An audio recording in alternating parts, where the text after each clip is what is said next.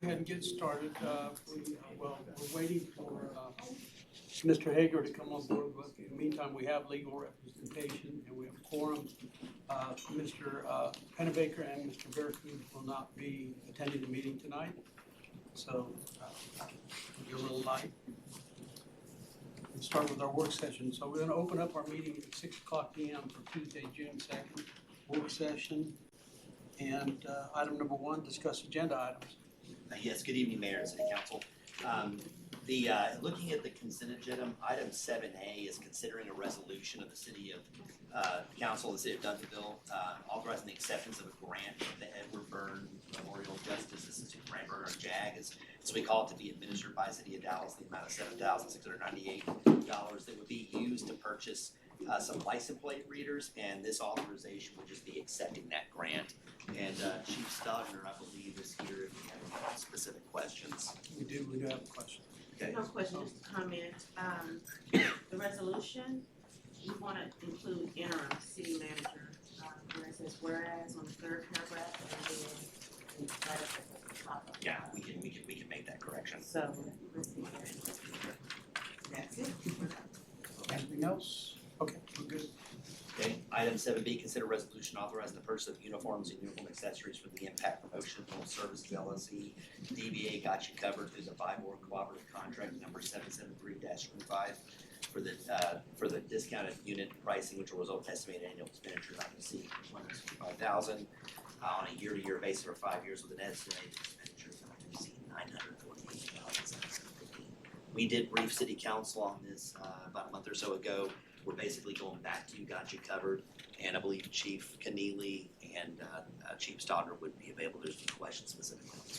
I just want to ask about the available budget. So, $165,000 is the cost, but available budget says only $143,000, and then purchase amount and aid after comment and aid. So for this year budget, I think we are covered, but going forward, we would have Richard Jackson probably answer that question on the specifics. Yes, also, good evening, everyone. Councilmember Gooden, part of it is closing out the PO from the previous vendor as well, which would open up budget.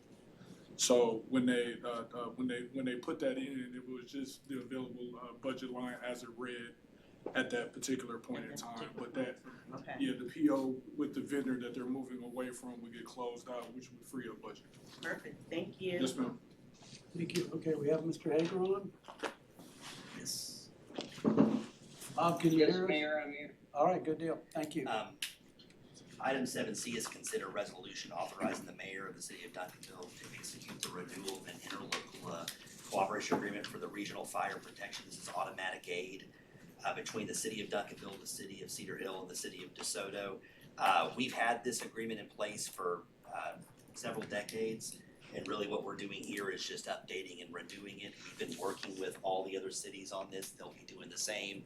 It's been reviewed by the city attorney, and so we're available. Any questions? Chief Keneally's here if there's any specific questions about the agreement. Just for the public's benefit, could you explain the automatic aid?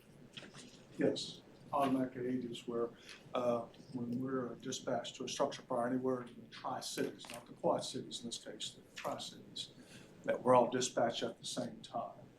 So we have assistance from beyond Duncanville, Cedar Hill, and DeSoto.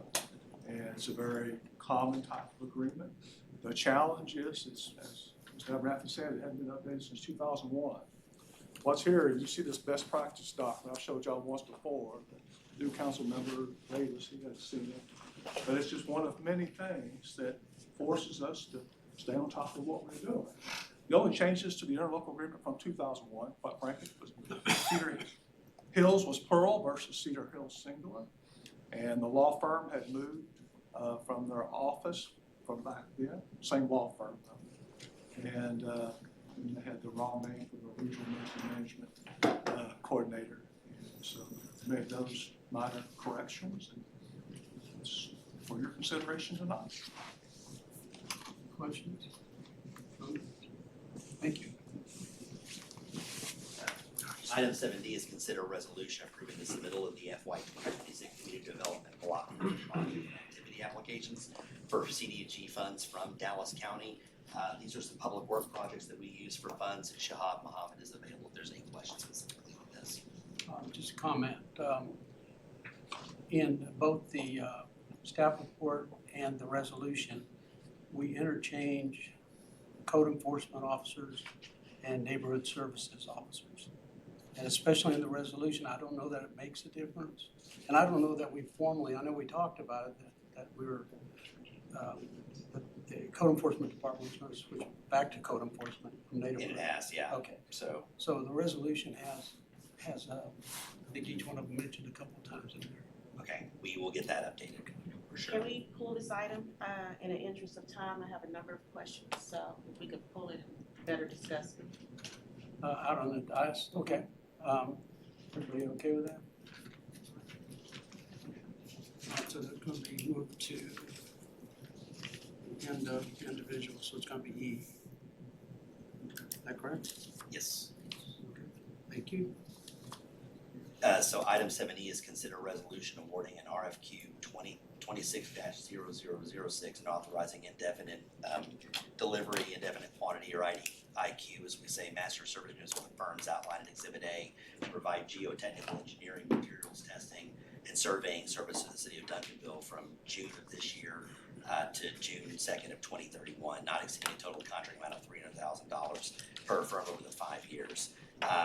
This is just for all our general services that we would use for geotechnical, materials testing, and survey services in the course of our projects. Shahab Mohammed from Public Works is here if there's any questions about this. Okay, item 7F, consider resolution awarding a bid and authorizing a cooperative purchasing agreement with Rush Truck Centers of Texas LP, a DBA Rush Bus Centers to purchase a G5 commercial bus through the local government purchasing cooperative buy board. Contract 722-23 in the expenditure amount of $122,053.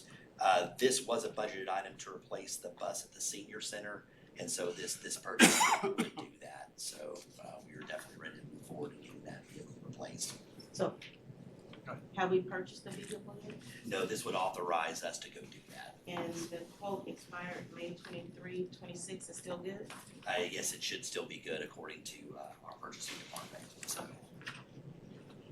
So Matt, we got a few miles on that senior bus? 200. I've seen it, it needs, We've been in it it. needs to be retired. And the last item is 7G, consider an ordinance for the removal of their parking signs along Fairwood Place. We did brief city council on this recently, working with the neighbors. This would remove those no parking signs very close to the houses to allow more parking for the neighbors. If approved tonight, we would go out there. We've already done the measurements. It's reflected in the ordinance. We'll go out and remove those signs. Okay, so the location on the diagram, I didn't print that, but on the diagram, is from that point west will be open to park. Yes, Okay, yes. and the neighbors are aware of that exact location and they're. Yes. ready to- And yeah, in order to accommodate the specific signs on the west side they had to remove, we had to go out and physically measure it. Based on that measurement, we removed those signs. And just for my information, approximately how many more vehicles, average size vehicles? Mark, About 14 to 15 additional spaces would be All right, thank you. Anybody else? Happy to see you, thank you. and that concludes the consent agenda. All right, thank you. All right, city council calendar, city secretary. Thank you, Mayor. For June 2026 calendar, June 4th is a library advisory board meeting in the library meeting room. June 6th is the library summer reading club kickoff, and that's at the Duncanville Library from 11 a.m. to 1 p.m. June 8th is a park board meeting and a planning and zoning meeting. June 11th is a community engagement advisory board meeting and the Olden Year Arts and Business Mixer, which is from 6 to 8 p.m. And on the 13th, we have the Junior Grand Prix, that's at the library. And the Juneteenth, the Best Southwest Juneteenth Festival, which is 11 to 10 p.m. at Veterans Memorial Park in Lancaster. June 15th is the Keep Duncanville Beautiful Board meeting. And we have June 16th, which is City Council meeting. The Juneteenth holiday with the city offices are closed on June 19th. June 22nd is the DCEDC meeting. June 23rd is Arts Commission meeting. June 25th is coffee with the mayor at 12 p.m. at the Senior Center.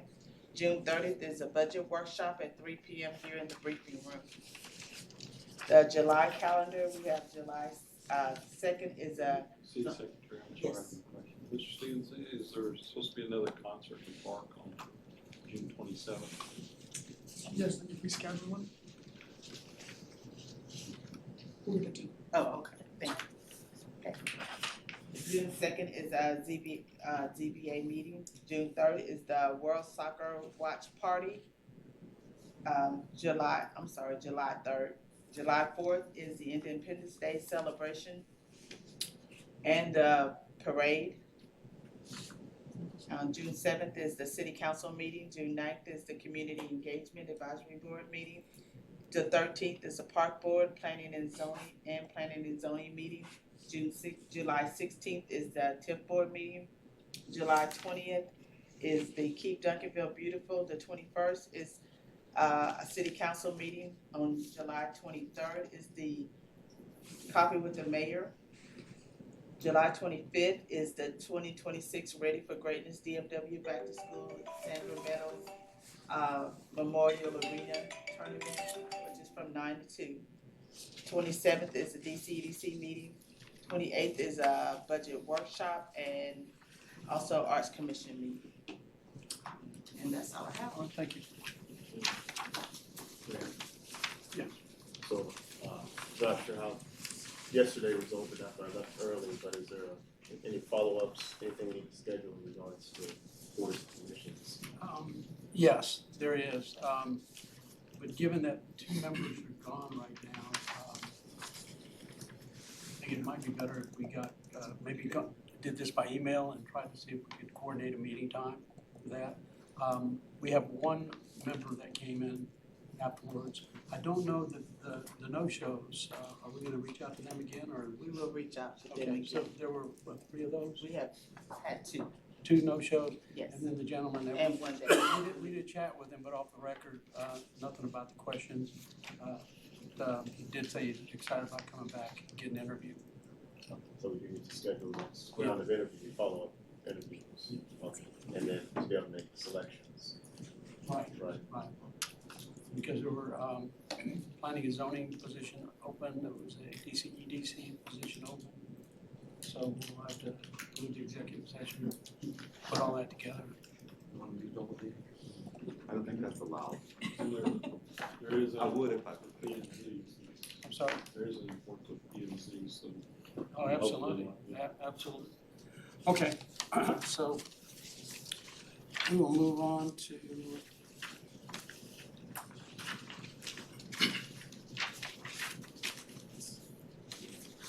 It's the readiness program briefing.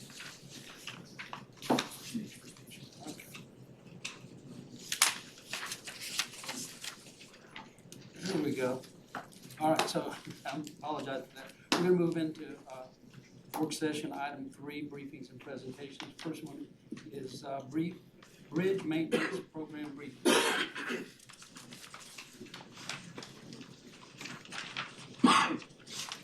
Good evening, Mayor, Council, City staff. This is Shahad Mohammed, Assistant Director of Public Works. Today, we're going to walk you through the bridge maintenance program that we just initiated in the Department of Public Works under the Streets Division. With me here is Johnny Murray, our Street Superintendent. Thank you for being here to support if there's any questions. So the reason we initiated this bridge maintenance program recently is the fact that the city receives TxDOT bridge inspection reports usually every 2 to 3 years. Texas is responsible for the inspection of the bridges in the region, and they would submit those reports to the cities regularly to address recommended repairs. If those repairs are usually given a time frame of also the 2 to 3 years to be addressed and done by the cities, and it's the city's responsibility to complete and to fund. However, if there is anything identified as a high risk or a critical repair, then they definitely would reach out separately about that and would give the city a much shorter time frame, which typically is within a month to address any serious critical issues. Thankfully, the city of Duncanville did not have any serious or any critical issues other than the recommended repairs that came in this shape.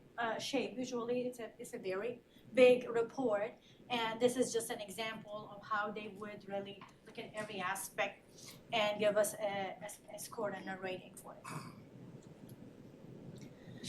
So the repairs to be made usually range from very minor repairs that can be like related to just guardrails or some replacements and pavement patches or fixing some of the bridge walls into really more of a major repairs. It depends on the report. Our city staff, with the leadership of Johnny, was able to do another round of inspection internally for all of the bridges where they could really refer back to the recommended repairs and see what can be achieved in-house versus what has to be really contracted, and I identify those.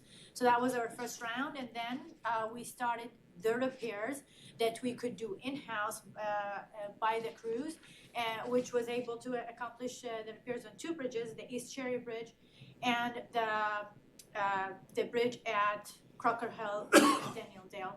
And then we also have identified list of contractor bridges to be done. And these are the 6 bridges that was identified to be contracted for repairs that are related to joint sealing and crack sealing that is still out of the capabilities of the team to address at this point. Estimated costs for those repairs are $50,000, and by our one of our existing contractors. The biggest repairs we could found, or the biggest issue we could found on the report is associated with the bridge on Main Street. And as you see in the pictures, unfortunately, this could have been avoided if there was regular maintenance or any preventative maintenance program in place. However, it was not. So we have a major repair issue at this point that we have to address before it becomes more critical safety concern. So this is estimated to be $138,000 by actually also one of our existing concrete repair contractors. Yes. So how exactly, how is that repaired? It's not repaired yet. These No, are how would it be repaired? What's the, is it like Gabion walls or what's put there in place? it's a concrete. It's going to be a concrete, similarly. Same as what was there before? Yes, same as what we're going to have to remove, which we have to remove and reapply concrete on that. Yeah, we're gonna have to clean this and sorry. Yeah, redo the concrete. Okay. Yeah. Are there any better methods to? We can explore what can be done more specific to that location. If we were to do that, we definitely would need an engineer to look at it instead of just doing repairs by a contractor directly. It's gonna have to be like 2 steps where we involve a structural engineer to review options for that specific location based on condition, and then we would move into a contractor to do the work that's recommended. Whether it's gonna be the same or not, that's gonna be identified based on that. I mean, I'm no engineer, I don't know anything, but I'm just thinking long term, if there's a better way to do it. make it more secure in the long term than just putting concrete. I think that's where the engineer comes in, because they probably done projects like this in many other cities where they've used different means than what Shahad's talking about doing right now. So, I mean, they can explore We that. can definitely look into that, for sure. If I'll add, so that's actually a standard method for repair. So what actually happened is runoff got behind that and essentially flipped it over. So we can explore erosion control upstream of that. But as far as fixing that, that's actually quite standard. It shows the power of that water. Yeah. Yeah. Ms. Dave. Thank you, Mr. Mayor. Just really quick, thank you for your presentation. On slide 13, you list some of those minor things that came out of the 2-year report. Is there any projection as to when those will start? Is this done? You're referring Well, to- I mean, so Yeah. that was the 2-year report, but what comes out of that, what if I followed your presentation, was there were some things that you all were able to do in-house, great? Yes. And then of the remaining 2 These items, are the two bridges that we were we were able to address already in-house. right, so come on with me. Okay. All right. Sorry. All right, so of these that are the seal, is there any projection to when these projects will start and be completed? In terms of this set of repairs, if I Yes. categorize those So different. basically, we're bringing this up here because we wanted to show you what we are doing and what we plan to do and the cost associated with it, to basically get also some authorization on how the funds will be, because that's gonna be, that as it stands today is not budgeted in any of our budgets. So we do not have a bridge repair budgets or any associated budgets with bridge maintenance, whether it's preventative maintenance or like major maintenance. So what we are presenting here is the need and what could potentially be the sources to fund that. If we identify that, that's gonna really determine the time frame we're gonna need to do this. But we do have existing contracts in place, so it's gonna be fairly quickly to act on once we have the fund method.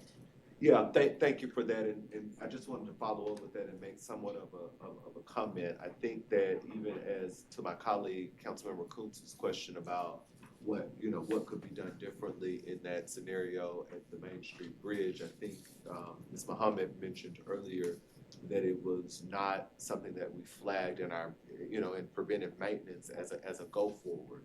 And so I think it's important to have a preventive maintenance and a repair program and have the necessary funds, I think, allocated for that, to ensure that as every biennium get those reports, that we're able to figure out what we can do in-house and also figure out what we're able to do from a budgetary perspective. So I guess I would hope, Mr. Manager, that we would be able to identify a source of fund as you all do your business behind your operational walls, so that when we see this again or in another form, we have a long-term look at our earnest best effort at creating and funding and sustaining a bridge repair and preventative maintenance program. Thank you, Mr. Mayor. Just real quick, I'll go back to that slide you were just on, please. Oh, sorry. That's all right. Actually, one before maybe. Okay. Oh, right this there. one? Okay, so 1500 South Main Street, the north and south banks, is that correct? And is that on the upstream side where most of the damage occurs? Johnny, are you? No, so these, hello, how y'all doing? So these cracks and joint ceilings are gonna be on the roadway. These won't be nothing that's gonna be an actual culvert. These are actually on top of the roadway for road maintenance. All right, Yes, sir. thank you, thank you. Okay, so the completed tasks so far, we wanted to show some examples of what the two repairs that the team have already completed in-house and the nature of the repairs. As you can see here, this is a drainage issue that was recommended to be cleaned up from all these the dirt and the trees that could really have an issue, a future issue if it would not be addressed. Here's another example where the team also was able to open this and remove the tree that was blocking water draining movement in this location. This is another example where a tree fell and caused potentially definitely a safety risk that the team was able to address and clean up. So the total funding that was identified by the two different projects listed and submitted that just showed it was about $180,000 worth of work. And that's outside of doing any engineering. If we were to do engineering on that specific bridge on Main Street, the funding options available is really reassigning existing street maintenance funds for FY 2026, or some of the existing FY 2026 street maintenance funds, given that there is no specific fund allocated to do that as it stands today, or really appropriating and separate funds to address those repairs from a different city fund that is available. And moving forward, we really would like to activate this preventative bridge maintenance program. We do recommend doing that to be able to be ahead of those reports. And it does go a long way. Just even the cleanups with the repairs and with the bridge damage.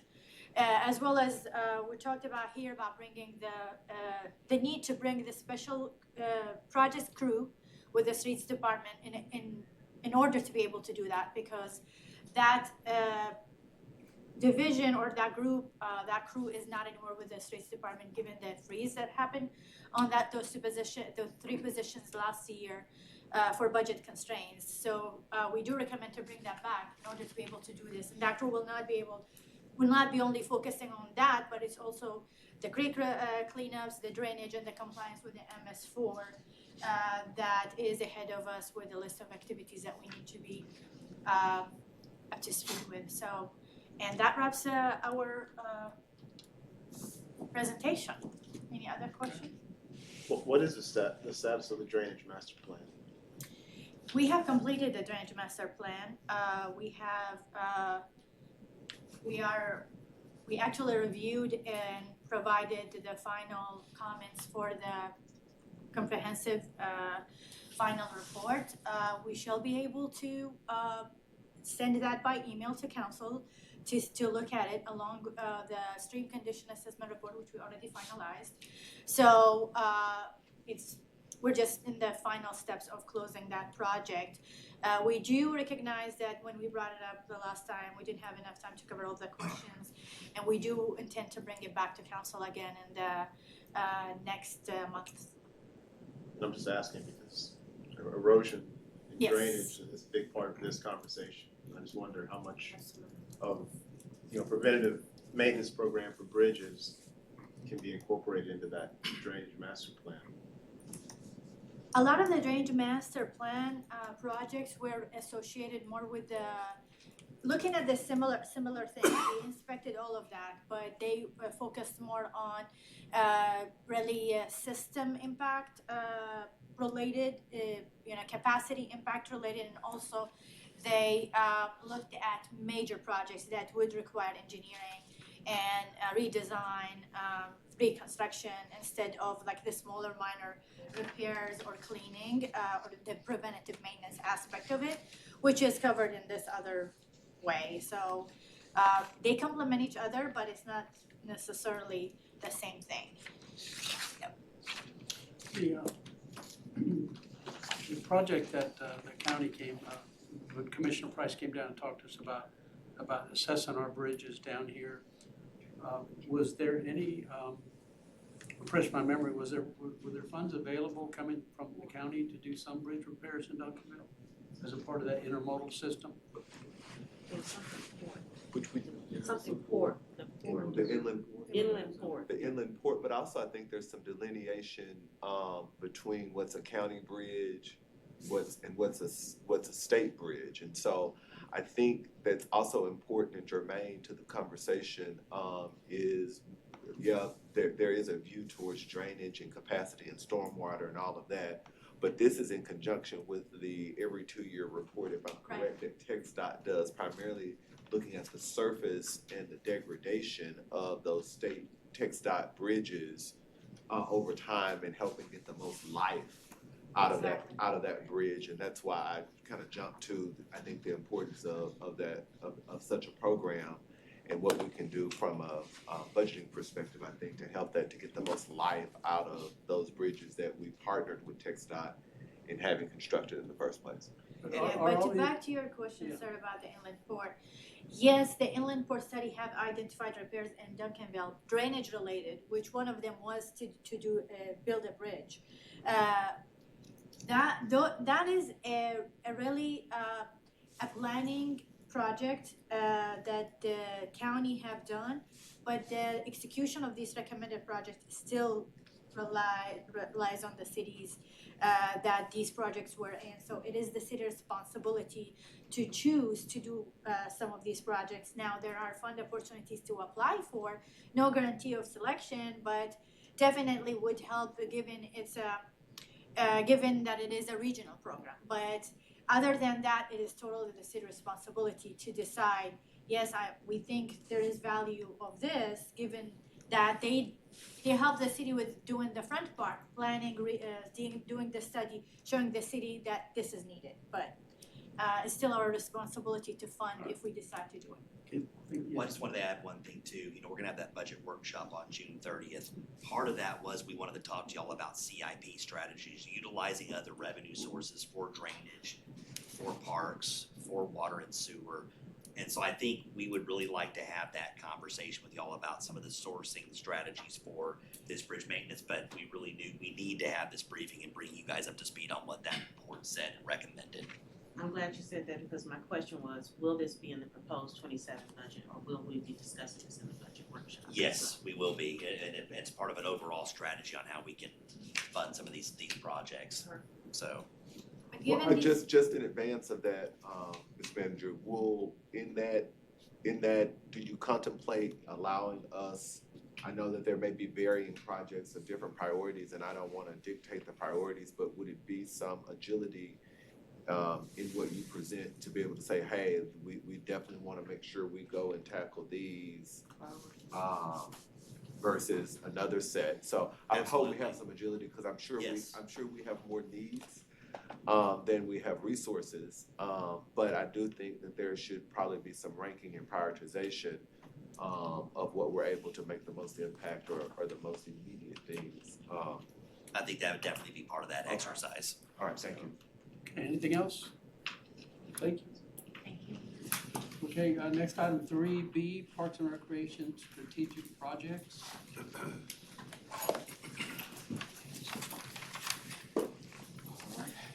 Good evening, Council, Mayor, City Manager. So this is a Parks and Recreation Strategic Project briefing. Ideally, we're just going to get some ideas out there for you all to kind of consider if these are some potential objectives that you want to see the city go after. Right? So today I'll be covering some context and problem statements. The two projects specifically are going to be energy as a service, so the lighting conversion, and then a land lease agreement for a small-sided soccer complex or another sports facility that could come in and potentially make some revenue. And then why these projects fit Duncanville's goals and long-term sustainable efforts, right? So, context and problem statements, right? Aging infrastructure and rising utility costs. So, Duncanville's parks and buildings still operate high-pressure sodium and metal halide lights. These lights consume far more electricity than modern LEDs and have higher maintenance requirements, right? So we're spending a lot of money trying to maintain these lights every year. They're constantly going out. We don't have the resources to scale light poles and different things like that. In addition to that, the cost of replacing all of these things are constantly going up. So in order to convert or retrofit all of our ball field lights, trail lights, it's going to be more expensive next year than it is this year. And ideally, we don't have a specific revenue stream to tackle those issues. Inactivated land and then programming gaps. So certain park parcels and park areas sit vacant or underused. The 2017 Park Master Plan noted aging park infrastructure, redevelopment needs, and desire to attract sports tourism into the city. So new programming options would be assessed within these two ideas. And then strategic goals. So the city's comprehensive plan calls for high-quality neighborhoods and parks, becoming a youth sports tourism destination, and building a tech-forward community that supports multimodal access. How do we plan to do that? So one of the ideas is energy as a service. It's a lighting convergence this idea by a contractor. The definition is energy as a service model where a private partner designs, finances, and installs, owns, and maintains energy efficient equipment like the LED lights. This customer pays, a customer being the city, pays a service fee tied to the verified energy savings. So how it works is there's no upfront cost to the organization, and it's off the balance sheet as far as capital improvement. The equipment is installed at no cost to the city. Payments come from a share of the energy savings. So pay for performance. The provider guarantees savings and bears the performance risk if the savings are lower than the city pays less. Ownership at the end of the term after the contract typically 10 to 15 years, the city can purchase the equipment for the cost of it or extend the service to continue that service moving forward. Some of the pros and cons of energy as a service, right? So energy and cost saving. LEDs are far less energy, use far less energy than high pressure sodium or metal halide lamps. There was a study done in Sweet Home, Oregon, converting 881 streetlights through an energy as a service contract that saved the city about $558,000 or 58,000 kilowatts and around $40,000 in the first year. That's just off of the streetlights. Longevity and maintenance, LEDs last up to 100,000 hours, reducing the replacements and maintenance costs. So we're replacing lights yearly. LEDs last 5-10 years. Improved safety and visibility, so brighter uniform LEDs. Light enhances visibility and reduces accidents and crimes. Reduce lighting pollution and environmental benefits. So LEDs can be directed anywhere as needed, so reducing sky pollution, sky glow, and cutting down greenhouse gas emissions. Off-credit finances and predictable payments. Energy as a service contracts keeps debt off the city's balance sheets and provide predictable monthly costs. In the Sweet Home example, the net benefit over 20 years is estimated at $546,000, right? Scalability and integration. So this model can be integrated and expanded through a variety of different systems. So HVAC, solar batteries, solar lights, EV charging stations, street lamps, parking lights, different things like that. Right now, we just were kind of honed in on the stadium lights, so our athletic facilities, converting all of those large stadium lights and athletic field lights into LEDs, right? Some of the cons of an agreement like this would be long-term commitment, right? So contracts typically span 10 to 15 years, and the exit clause must be reviewed very carefully. So we'll be working with our legal procurement team to make sure that we have an out if this wasn't something that was mutually beneficial for us and them. Service payments. So although cash flow is positive, the city pays a service fee for the life of the contract, right? So ideally, we're gonna be using less power, so our monthly energy bill is gonna go down, but we're gonna pay a service fee for them owning and maintaining all of the lights. So we don't have the CIP cost in the long term, so every 10 years we're not replacing lights. They're gonna handle that. We're just gonna pay them a monthly fee that is tied to the energy savings after the conversion. Control and flexibility. So equipment and ownership remains with the provider until the end of the contract, and any change in that technology or standards may require a renegotiation. So if new technology comes out and we want to upgrade or change something out, we might need to renegotiate the contract so that the cost to the city is not impacted and it's still a lucrative agreement for both of us. If not pursued, so Duncanville continues to pay for inefficient lighting, consuming more electricity and incurring higher maintenance costs year over year. The city misses out on an opportunity to modernize infrastructure without capital outlay and then delays progress towards the sustainable goals. The other concept that I wanted to address this evening was a possible land lease agreement. Mr. E.G. Yes, sir. I want to ask you a quick question. Absolutely. So right now, if the light goes out, who repairs it? It would be, we do light checks monthly, so in-house. So we would check our stadium light to see who could replace it, but then we would have to contract that out to a third party because they have the means to drive on the field and liability to scale up the pole and replace it and then repair any electrical components on the light as well. Yes, sir. The other project was a land lease agreement. So this concept The city leases underutilized land to a private partner who invests in developing and operating like a mini facility. An example of this would be through NRPA and the United Soccer Center models. They do a zero capital cost to the city. And NRPA's partnership with the United Soccer Centers outlines a long-term lease where parks incur zero capital expenditure. So what this is a private investment. So the partner invests capital funds into the project to build their facility and maintain it. And then there's a revenue share tied to that. So you get a lease, leasing out a parcel of land. So there's revenue attached to the lease, but then also the operations of the facility. So if they come in and they run their operations and it's making money, then they cut us a portion of those revenue, those profits that they're getting. Revitalization and programming. So it revitalizes underutilized park space and then creates more places to play and learn and energize communities, really leveraging the programming gaps that we might have here with the city of Duncanville. One more question. Yes, sir. So you had soccer as an example, but would that include baseball and the other? It could apply to any sport, any activity. Ideally, I think the thought overall was to take this out for competitive bids and see what organization would be able to give us the best offer for something that we wanted to have here in Duncanville that would benefit the community and then show some long-term sustainable efforts and goals. Also, in this agreement, in this concept, in the example of the United Soccer Center, they control who can play on those fields and what hours of the day, so it's not open? Absolutely. So we would have to negotiate that through the contract. That's one of the cons, is making sure that your contract language before entering into this agreement gives you that freedom to kind of have dedicated time and space for programming for the community. If they're going to partner with our soccer association for leagues or adult leagues or the rec center, we would have to outline that ahead of time in the agreement. So yes, sir. Thank you. So pros and cons of an agreement like this, right? So it addresses programming gaps. It adds dedicated soccer courts, multi-use space, and providing year-round programming for youth and adults. Again, that is specialized programming that a lot of times municipalities can't provide to the community, right? No city capital required, so private partner funds the construction and the operations of that facility. Revenue and economic development, so it provides long-term revenue stream to the city. Roughly around $3 million was what we were looking at with this potential partner for reinvestment from them to provide their facility. And then they would be doing their operations would consist of tournaments, activities, events, camps that would attract visitors, boosting local spending.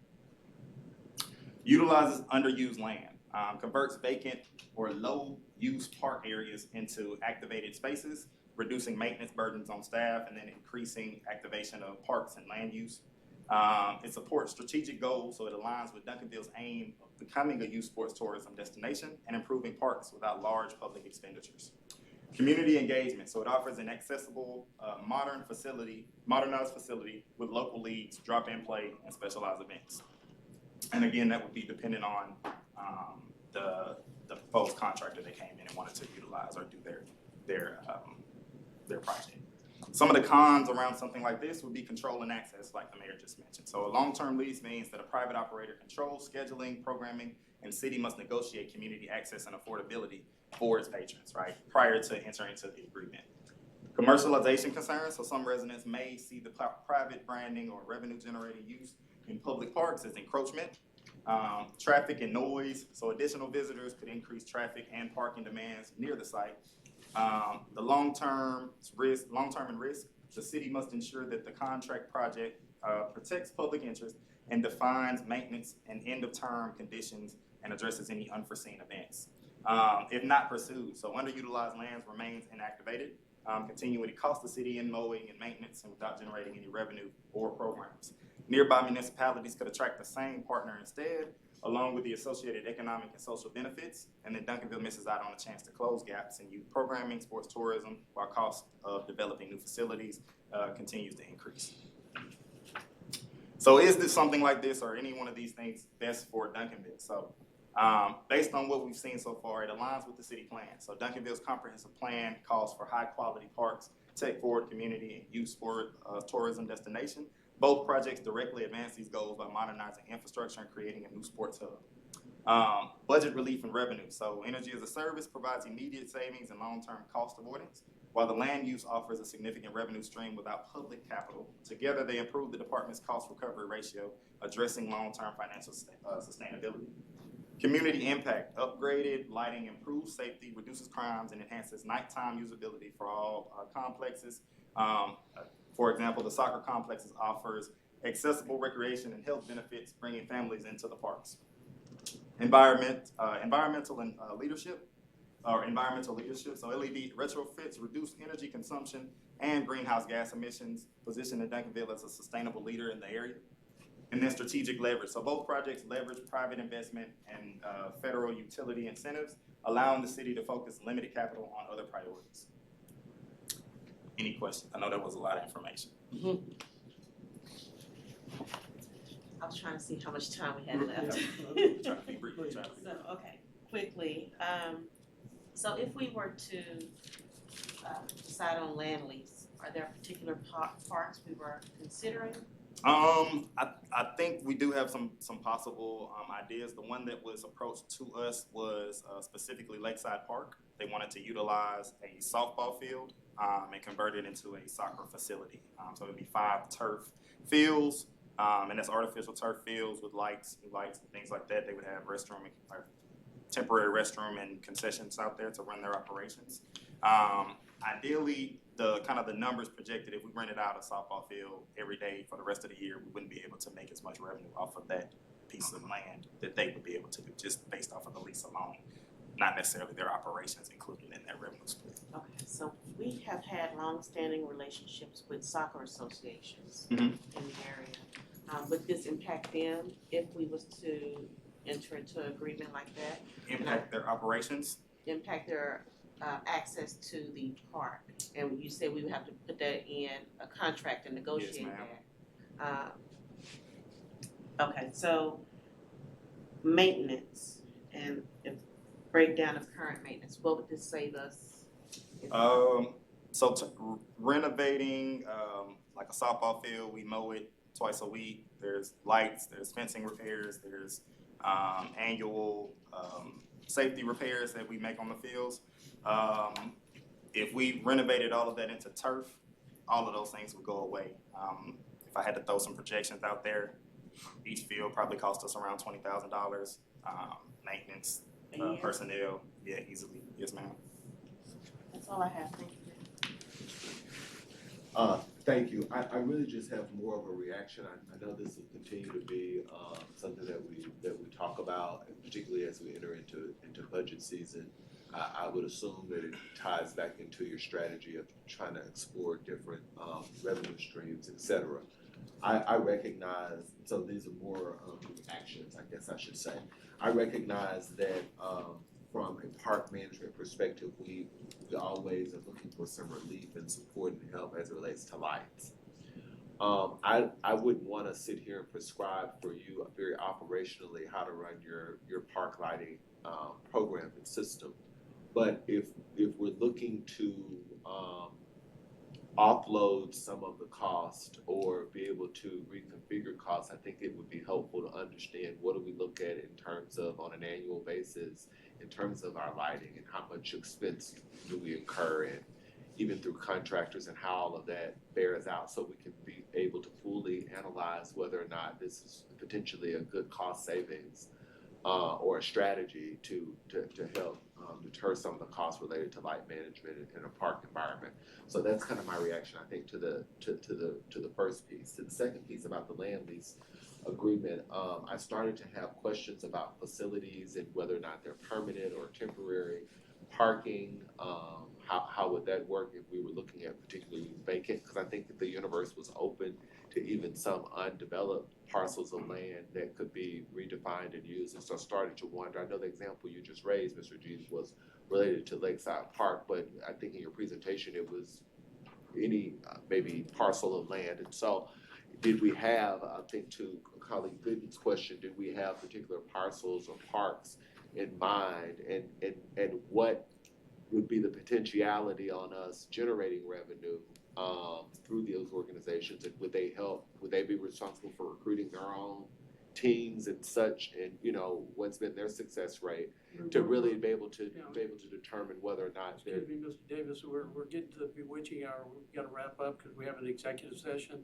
I'm finished, yeah. Yeah, these questions are good questions, and this could be a workshop.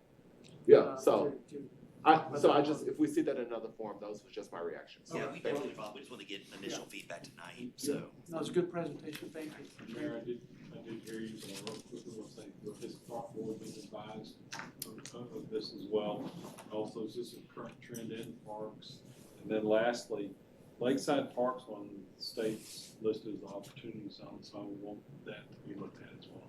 Thank you. Okay. Yes, yes, yes. I got Mr. Hager online. No, it's not a question. I just wanna know what's the next steps on this, so. Okay, well, can you get back with the council and let them know? Yeah, what the but next- based on the questions, we'll bring back that Yeah, info, and okay. then if it's something we wanna continue pursuing, we can. All right, We all can right. also parts part of the Thank budget workshop. Thank you. Yeah, we'll do that. Okay, at this point, we're gonna go ahead and move into executive session, item A, 3A, and, so we're going to, recess from our regular session at 6:51 and move into executive session as soon as the room's cleared. Mr. Hager, we're okay, good evening, everyone.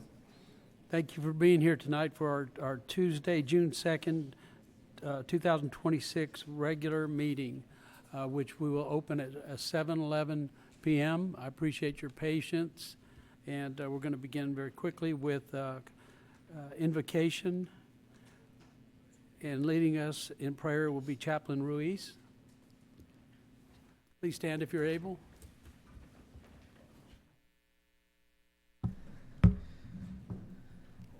Thank you, Mayor. It's always an honor to come and pray for the city. Let us pray. Heavenly Father, we come before you tonight with grateful hearts, thankful for the opportunity to live, work, and serve in the city of Duncanville. We recognize that every good gift comes from you, and we ask for your presence and guidance over this meeting. Lord, we pray for our mayor, city council members, city staff, first responders, and all those entrusted with the responsibility of serving this community. Grant them wisdom to make sound decisions, courage to do what's right, and humility to listen and understand with compassion. We also remember the families, businesses, schools, and organizations that make Duncanville a special place to call home. Bless them with peace, safety, and prosperity. May your favor rest upon this city, and may we never lose sight of our responsibility to care for one another with kindness, character, and grace. In your precious name we pray. Amen. Thank you, Chaplain. Please join us in our pledges to our flags.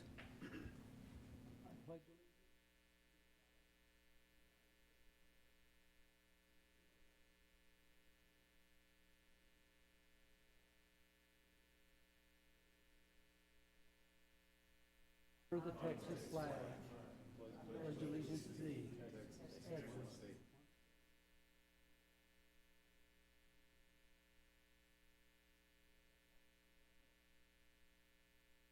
Thank you.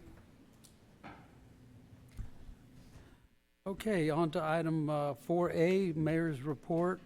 I just want to remind everybody how successful our fire truck pull was this past weekend.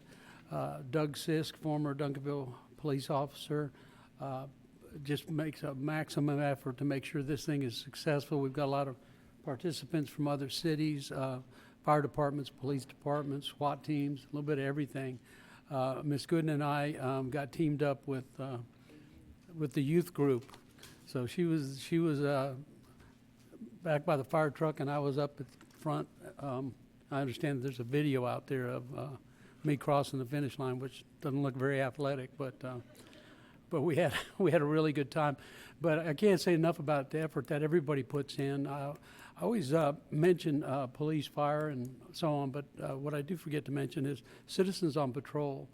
There's so many members that are out there that are volunteering, and other volunteers from other groups are out there. And so it just really makes it a nicer event, that everything's orderly, and this one went very smooth. Also, our former Assistant Chief of Police, Marion Brown, Sheriff Marion Brown, always comes back for a visit, and she calls it coming home.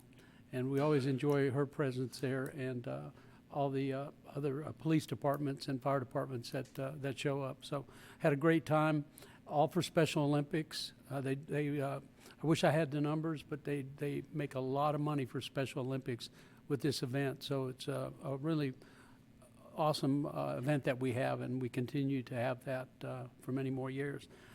So with that, I'll go to council member reports. Councilman McBurnett. Thank you, Mayor. And I'd like to also add, it's the safest place to be in the area if you ever go there, because there's SWAT teams and first responders and other things. So it's a really good place to be and stuff.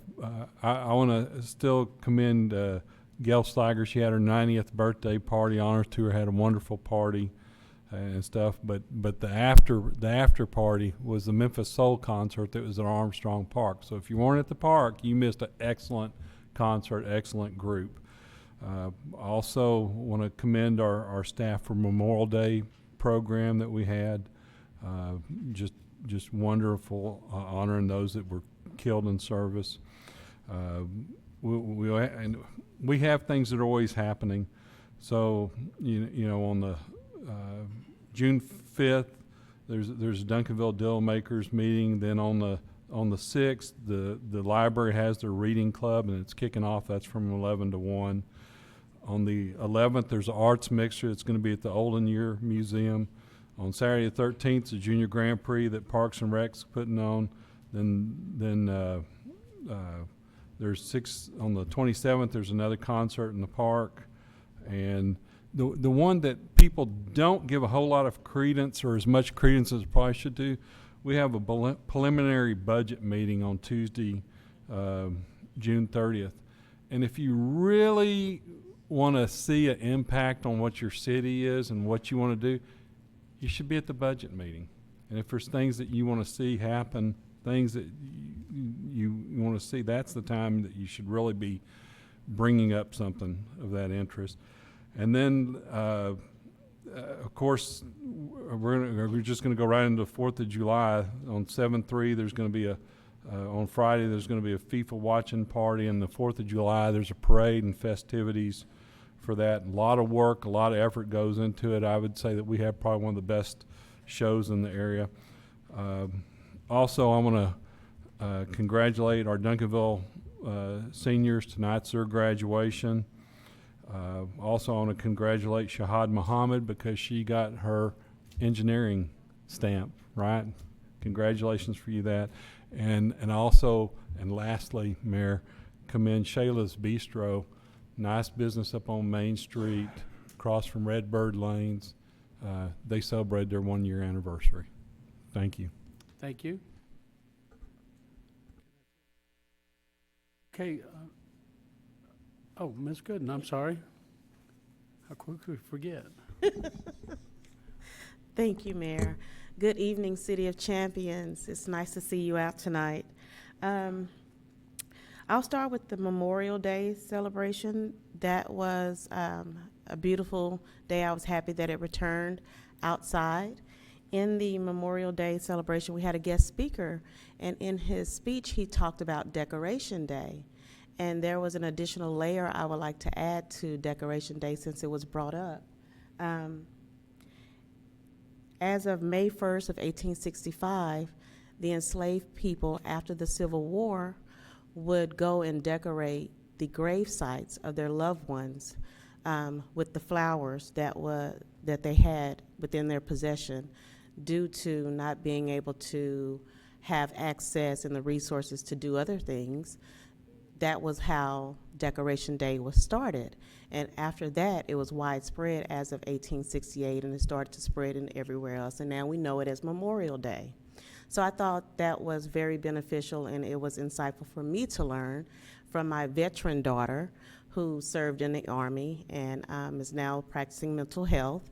So thank you to my daughter for educating me on that piece of information that I was unaware of. I would also like to talk about the fire truck pool. The mayor mentioned it, and I think Councilmember McBurnett mentioned it as well. It was a nice event, and I was happy. What I like most about the fire truck pool is it's a relaxed environment. You know, sometimes there's this wall where council shouldn't probably interact with staff, but in that moment, we are all one family. We all come together, have fun, joke around with one another. And so for me, I really do appreciate moments like that where we can all interact and be a representation of the city of champions that we are.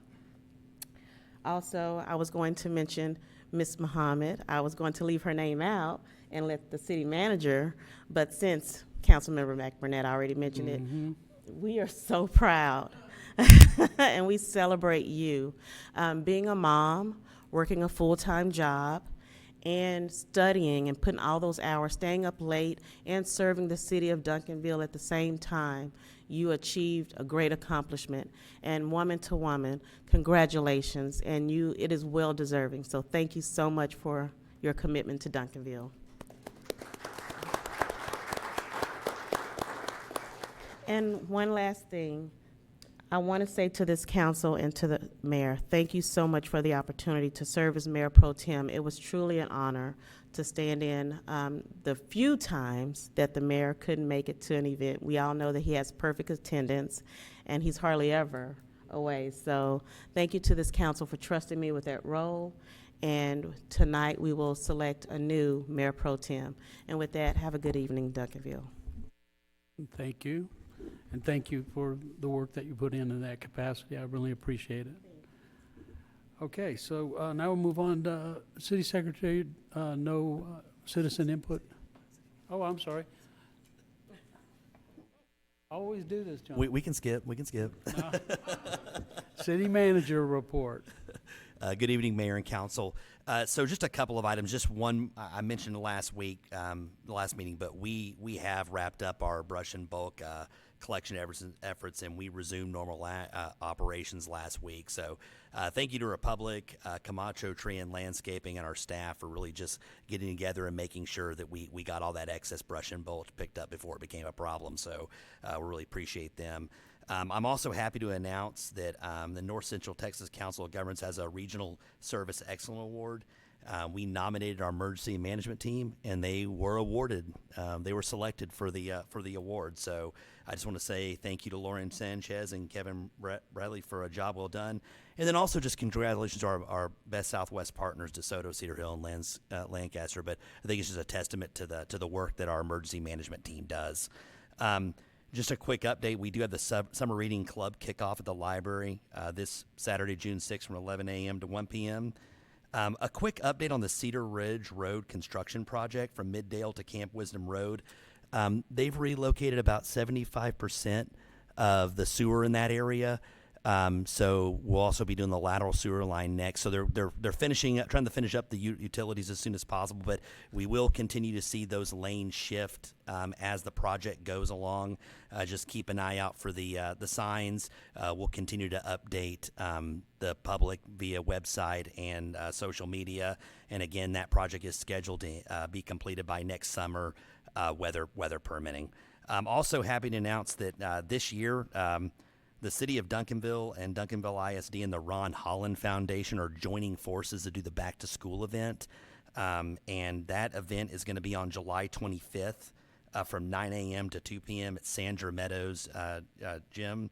And we definitely know we have asked council members to participate. I know Mayor Pro Tem Gooden's going to go in to speak, but we're looking forward to the event and just trying to kind of put our forces together for a great cause. I was also just going to say ditto to Shad as well. We're very proud of her from a staff standpoint.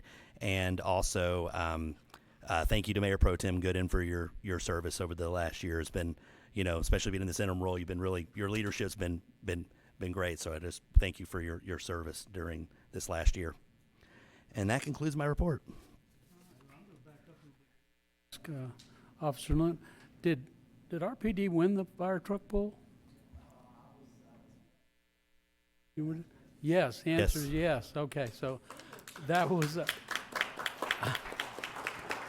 I'm sorry I missed that because I looked up on the scoreboard and they had the lowest score the last time I looked, so, great performance.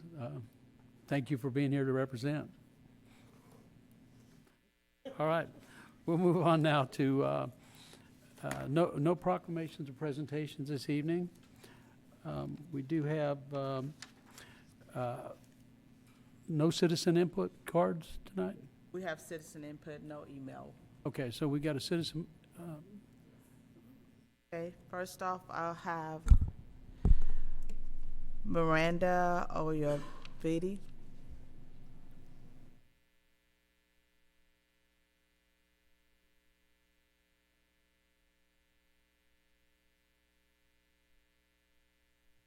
Hey, good evening. My name is Miranda. My address is 107 Thrush Avenue, and I'm here to speak on behalf of the Duncanville Soccer Association. The Duncanville Soccer Association is a community based off of youth soccer organization serving children, family, coaches, referees, and volunteers who use Harrington Park each season through recreational soccer, referee development, coach support, and volunteer involvement. DSA works to provide a positive and accessible soccer experience for Duncanville families and surrounding communities. DSA supports the city's continued exploration of responsible park improvements and partnership opportunities related to Harrington Park, Red Bar Park, sports lighting, land use, public-private partnerships, and future recreation programming. We believe thoughtful planning in these areas can strengthen public recreation, improve safety, support youth programming, and create long-term benefits for Duncanville families.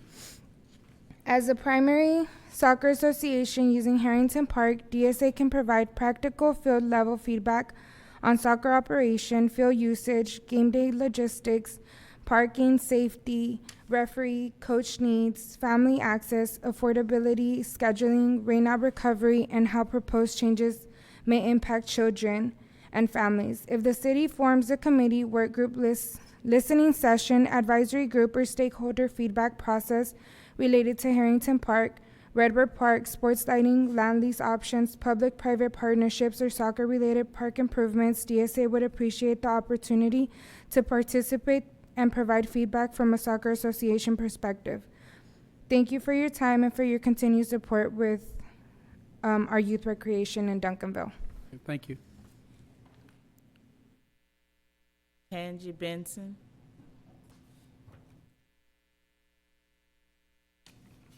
Hello, thank you all for your time.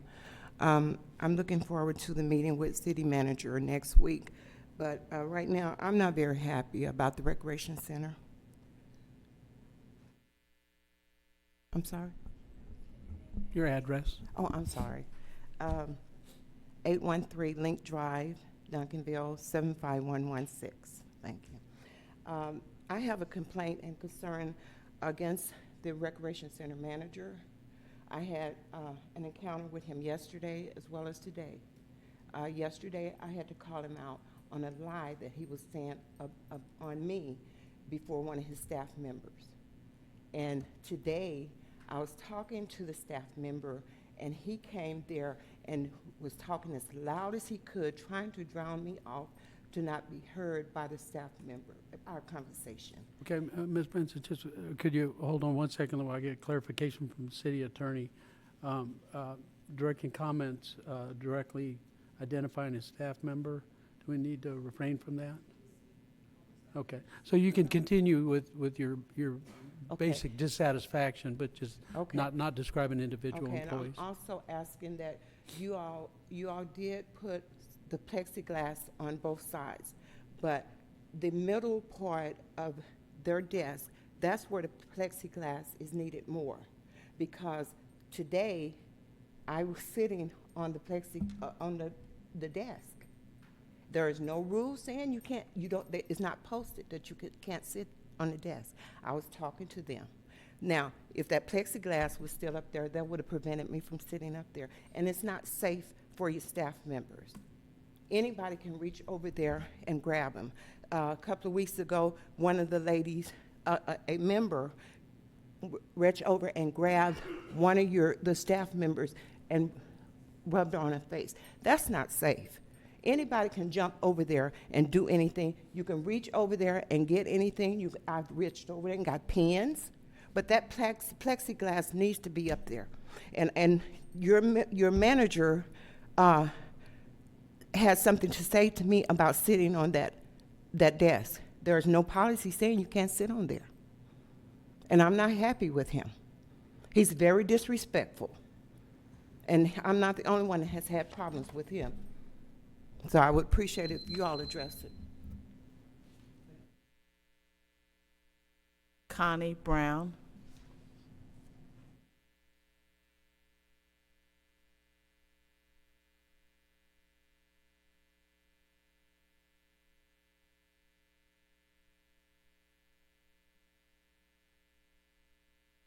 Good evening. Thank you for letting me speak. Name and address, please. My name is Connie Brown, and I live at 1510 Sunset Village Drive. I've been there almost 30 years. Thank you. And the problem I've seen, I finally made it because I lost my job. So I hadn't been able to make it here. In the past 4 years, we've had a lot of issues with trash. When I say issues, it's ridiculous on Sunset Village. When I first got here, we got a pamphlet telling us how everything worked, the structure of trash, how the map of trash went out, when you put out bulk. I don't think the new renters are getting any of that information, and I'm not the kind to confront anybody anymore because I don't have that fight back right now. But if I had it, I would tell people, hey, you can't do this, we need to do that. One of my neighbors put their trash out on Wednesday. Trash picks up on Friday. So fortunately for me, the dog that used to shop every trash day, he moved. He's not there anymore tearing up things. But it's still an issue because I have a bad back, and one of the neighbors, they live right in front of the mailbox. I literally have to stick my key during the week in the mailbox, leaning all the way over, just not to stand in the trash that's not there during a non-trash day, and it's out there early. So a lot of them are putting the trash out 3-4 days early. I don't eat fast food. I don't smoke cigars. I don't eat junk food. I shouldn't have all of that trash in my house because when I opened up my garage, all of the trash blew in. I had to go get my little stick because I can't bend over and pick up all of their trash because it's blowing all up and down the street on Wednesdays. And it's just ridiculous. I mean, really, a lot of trash, too soon, too late, or whatever. Thank you.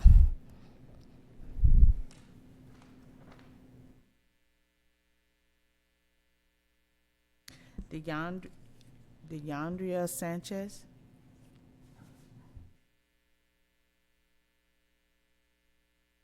Hey, hi, how are you? My name is Dee Sanchez. I live in 1335 Circle Drive.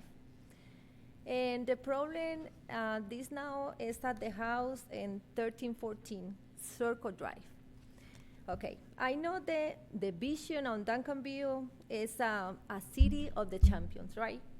Of safety and Brian and diverse community, but I don't feel any like safe in my neighborhood because in this kind of house they have so many trash.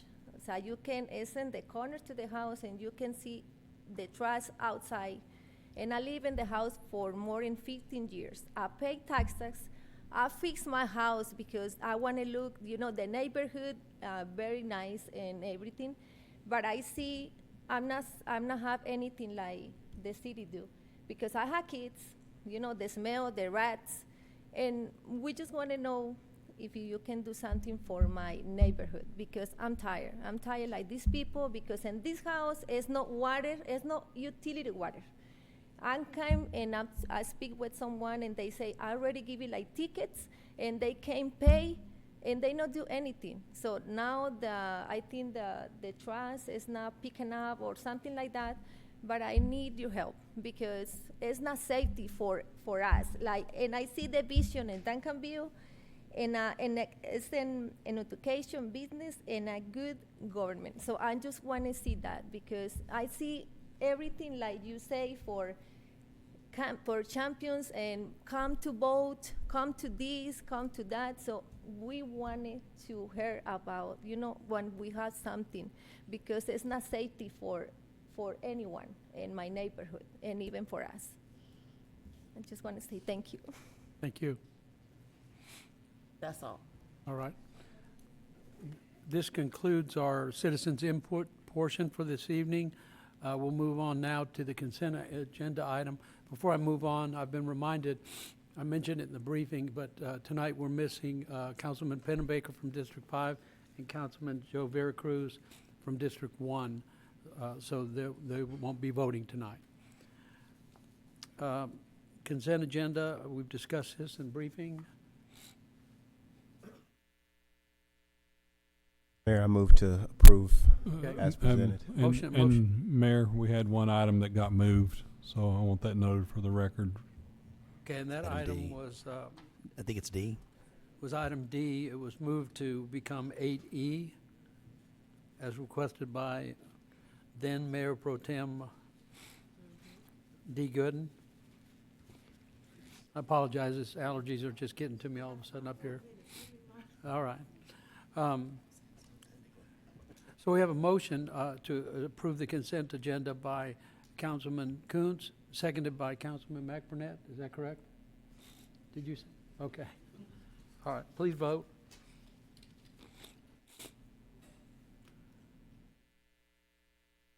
Okay, got it?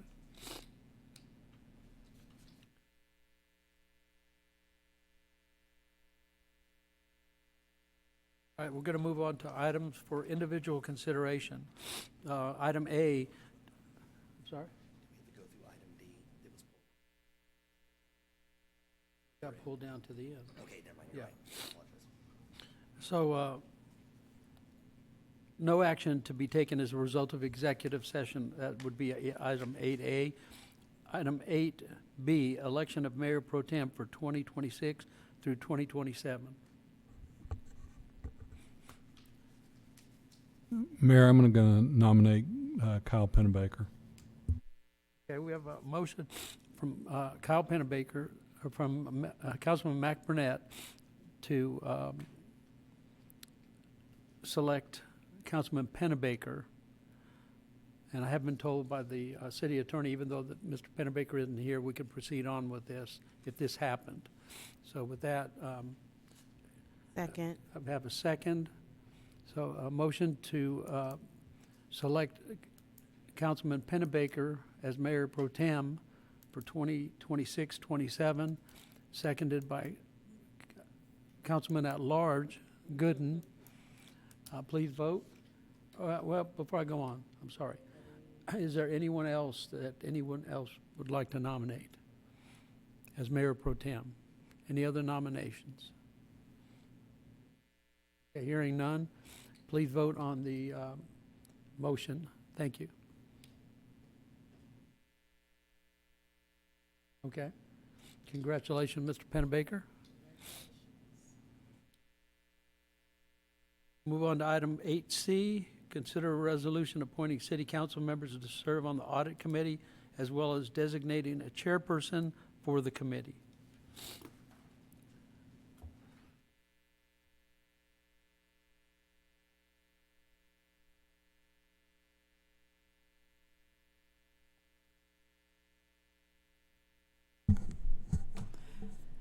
It has been requested that the audit committee be continue with Mayor Greg Contreras, Councilmember Gooden, and Councilmember McBurnett, with Councilmember McBurnett as the chair of the board, also with our citizens being Mr. Talley and Mr. Frazier. Okay, any discussion? Please vote. Oh, we haven't made a motion. Yeah, Mayor, I move to approve All right. the nominations as Motion to read approve by City Secretary. Councilman Coons. second by Councilman Jared Davis. Now, please vote. All right. Thank you.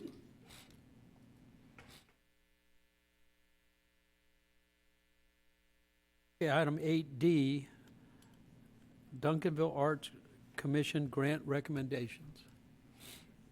Good evening, Mayor, council members. Alex Hamby, Communications and Marketing Administrator for the city.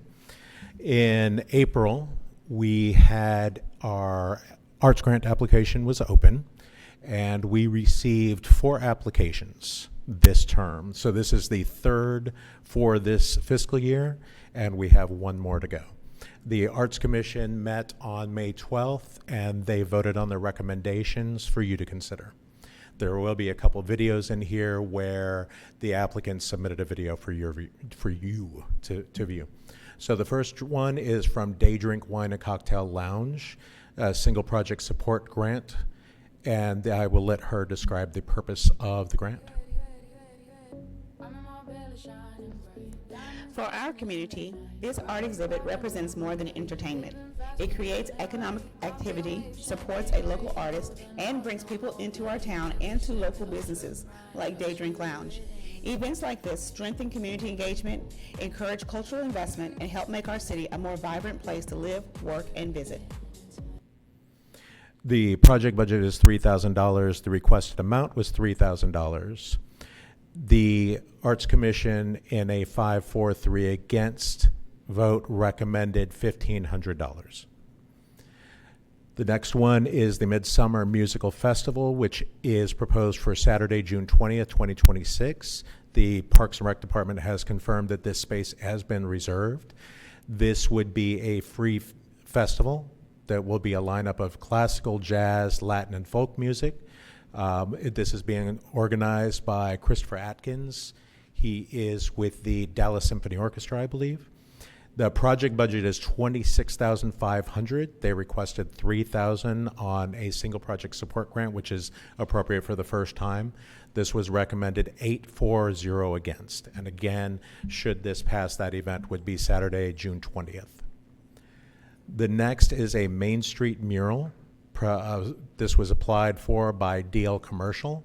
This would have been a wall of fame on Main Street. The project budget was $20,000. The requested amount was $20,000.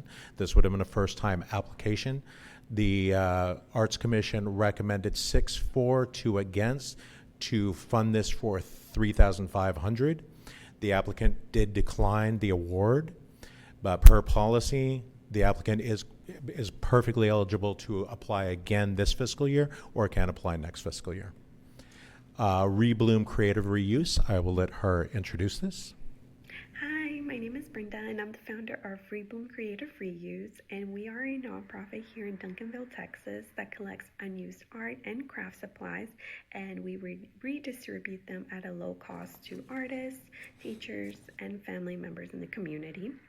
So our goal is to reduce waste while also making creativity more accessible and inclusive for everyone. This project will allow us to host pop-up markets and hands-on workshops with the community, and it makes the community come together through art and sustainability. Thank you for the support and supporting the arts. The project budget on this one was $5,000. The requested amount was $3,500. The Arts Commission recommends not funding this in a 1-4-7 against vote. I will take any questions I can possibly answer about the applications if you have any.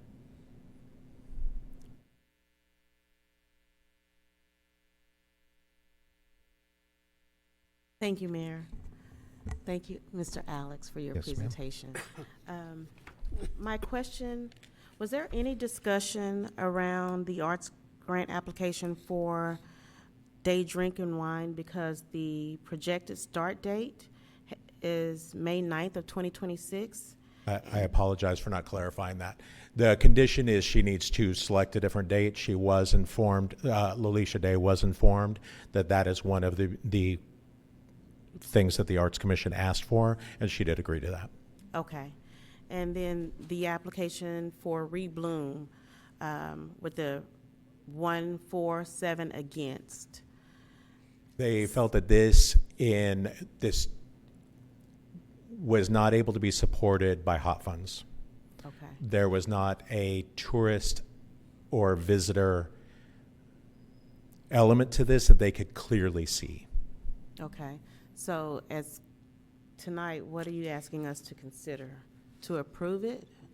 That you were basically considering the recommendations by the Arts Commission, so it was just, that is, their recommendation is to fund it for zero, and the others and the amounts, except for the fact that while you would be approving the grant for the mural, he has declined it. Okay. And it would move forward as just that, decline? Yeah, he would not receive the payment now. Just wanted to confirm. Thank Yes, ma'am. you. Mr. Koontz? Thank you, Mayor. So just to be clear, so we would be just approving the recommendations.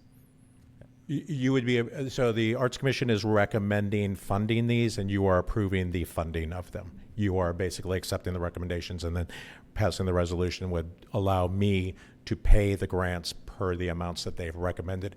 Of course, if you want to make any adjustments to their recommendations, you get the final say on what that amount is for each one of them. Okay. So the ones that they didn't recommend, we would not be approving. You would be, yeah. In this, okay. All right. Thank you. Is it safe to say that we're approving what's on Exhibit A? Yes, sir. Okay. Which does have a zero for the one. While it does have the money in there for the mural, he's not going to accept the payment, so.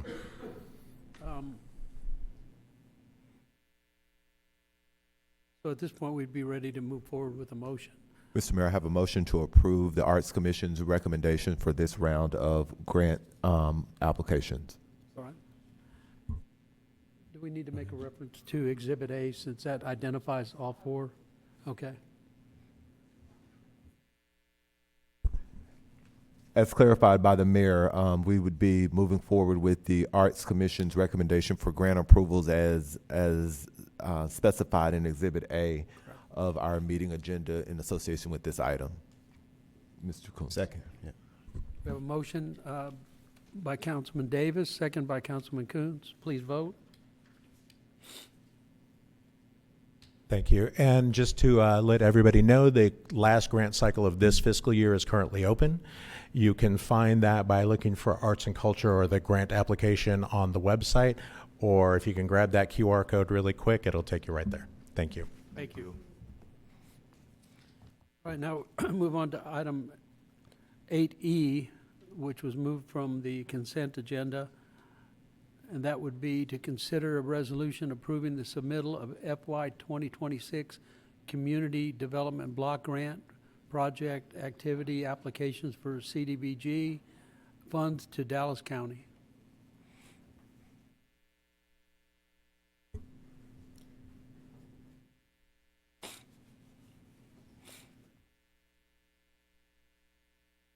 Thank you, Mayor. Do we go forward with the presentation, or do you want me to just start with the questions? Presentation? Well, the presentation was done in the briefing room. Okay. So we can go right into questions. Sure. Okay, thank you. Good evening. Evening. So I have a few questions. I just want to have a discussion because I want to understand the prioritization of the $98,000 for the ADA sidewalks. We had a healthy discussion in briefing regarding drainage, and my question is, how did we determine the ADA sidewalks as the priority? I'll start with that. Okay. So, good evening, everyone. This is Shahad Mohammed, Assistant Director, Public Works. We have run an analysis or a quick, I would say, a quick review of potential applications for this opportunity. Given that we really have seen the most benefit of using these funds to fund our code officers, code officer for 2 years to cover the CDBG region, we are, as you mentioned, left with the amount of almost $98,000. So given that specific amount availability, it does limit the options of what we can do with that specific funds. Yes, that fund has the ability to be leveraged as part or a partial payment of a more meaningful, larger project that could address drainage issues or, more of the CIP nature needs that we do have as a higher priority. However, given the situation of us not having a specific actual adopted 5-year CIP, that limited our options in that terms, because that application have specific deadlines to be met in terms of when to bid a project and the bidding requirement, and it has to be bid after specific deadline for approvals, etc. So we did, however, we also couldn't change the scope of work later. We had to be able to select what we submit for in a specific time frame, where we didn't have on some of the other priorities enough information about certain schedule to make sure we meet the requirement. Otherwise, we have a risk of not spending those funds, and if we don't spend them on time with the specific requirements, we lose a chance to get them the next time, or where we potentially lose the chance to get them the next time. So what we had to do is really look at smaller projects that are in our control to manage the schedule for, that are still a priority. So when we looked at those options, we really have looked at another priority that is also that has no funding as it stands today as well. So we do not have any funds associated with ADA ramps and sidewalk repairs in our operational funds as it stands today.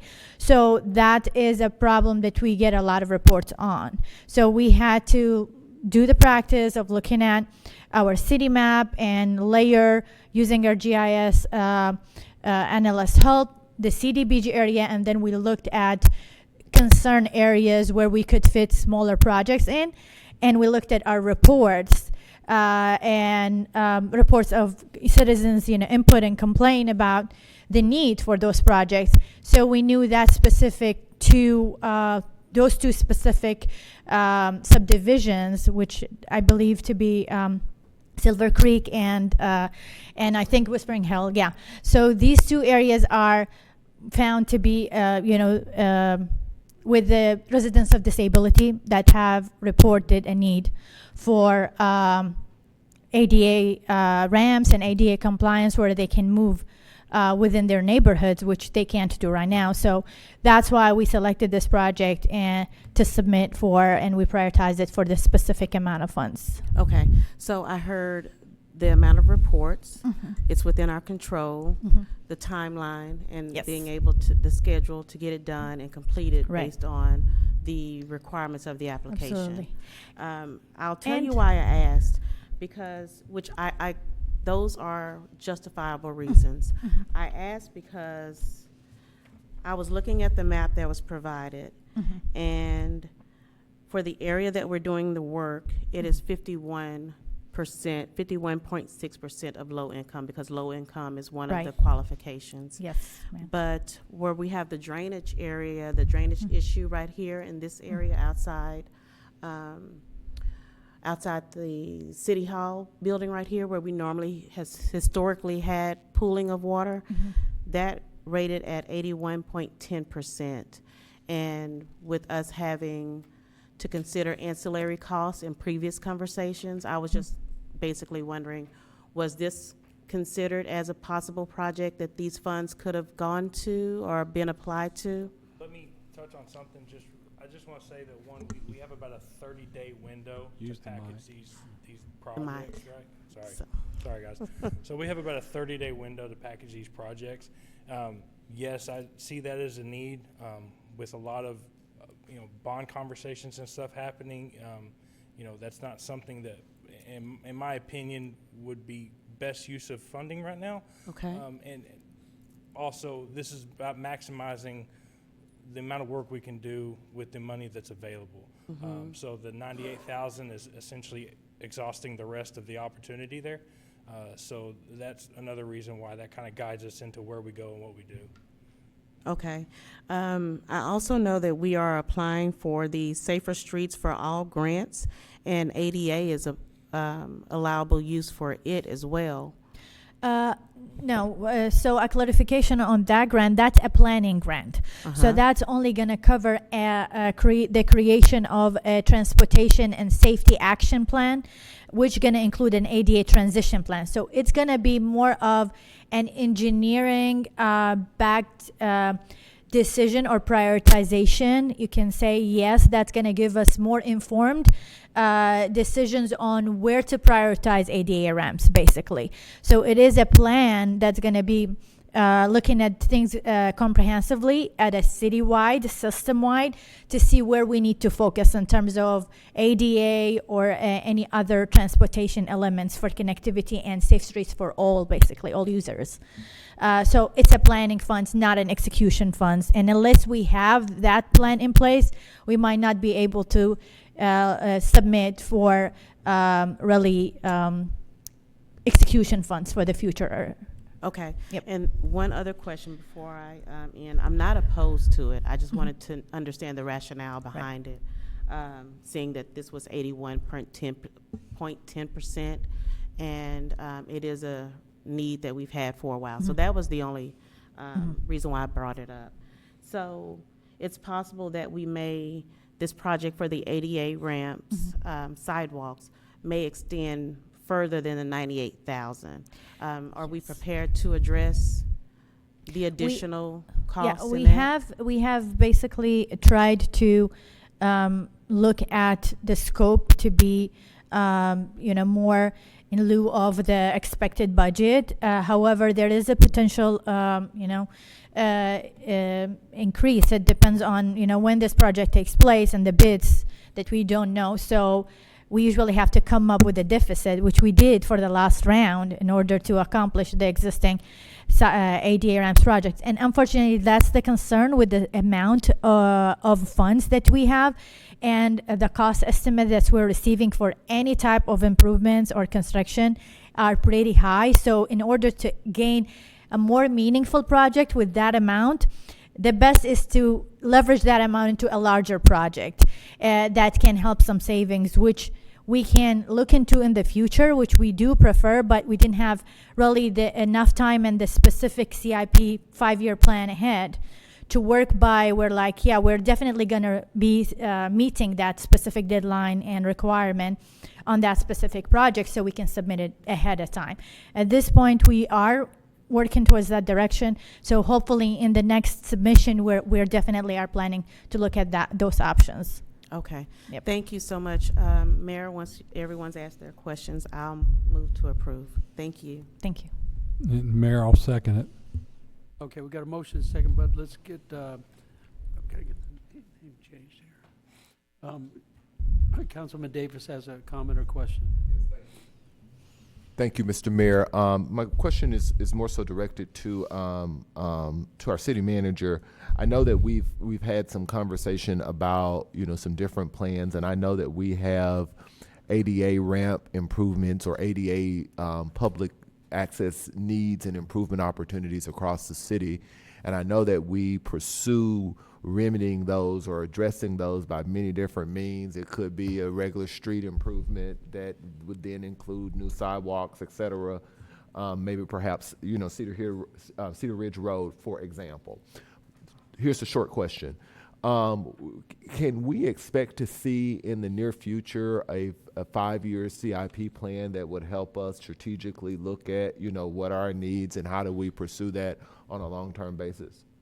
That is our plan, and prior to you joining the council, we did a retreat back in December of 2025, and we really kind of walked through all our needs. At that time, we didn't really prioritize or rank, but just really trying to give council that picture of what those long-term needs. I think the next step is really come back, rank, and then get that funding strategy. Obviously, we know There's challenges, obviously, to geo bonds, for example, but there may be other revenue sources, drainage fund, utility fund, even the Duncanville Community Economic Development Fund could help as a 4B corporation to fund parks, for example. I think that's kind of where we want to go, but we do want to get these ranked and have a strategic plan to move forward with funding those. Yeah, I think that would be productive and beneficial to us, both short-term and long-term, thinking about what are our needs, what are our investment, and understanding, what progress we're making towards filling those holes to the extent they exist. Thank you, Mr. Mayor. Thank you, Mayor. One last question. I see that the application was due on May 29th. Have we already submitted the application, and this is more of a ratification, or? Deadline, and so we had no option but to submit it or forfeit the opportunity. Mr. City Manager, moving forward, if we could get these items added to an agenda before the deadline, that way we can address it then. Yeah, we'll make sure that doesn't happen, but we know we had to move forward, but yes. Yeah. Thank you so much for entertaining my questions.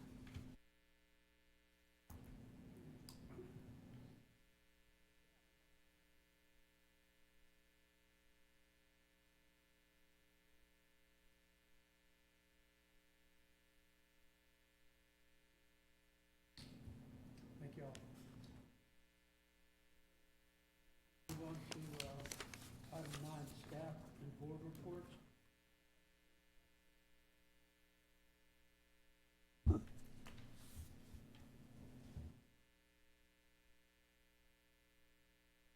Can you hear me now?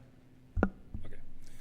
Good evening, Mayor and Council. Matt Bryant, Director of Public Works. We're here to talk about, you remember we've briefed you previously that we were looking at soliciting a firm to help us package a request for proposal and contract agreement for solid waste services. So we have done that through a bidding process, and we have moved forward with Solid Waste Specialist, who's here with us tonight. And we're going to walk you through our plan for solid waste collection in the future for the city of Duncanville. So the consulting firm, again, is Solid Waste Specialists. Their three primary principals are Lynn Landtrip, Richard Rozier, who's here with us tonight, and George Wheatley. All of these men have decades of experience with solid waste services, landfills and operations, as well as municipal government. So we're happy to be partnered with them. So this is just an overview of our timeline.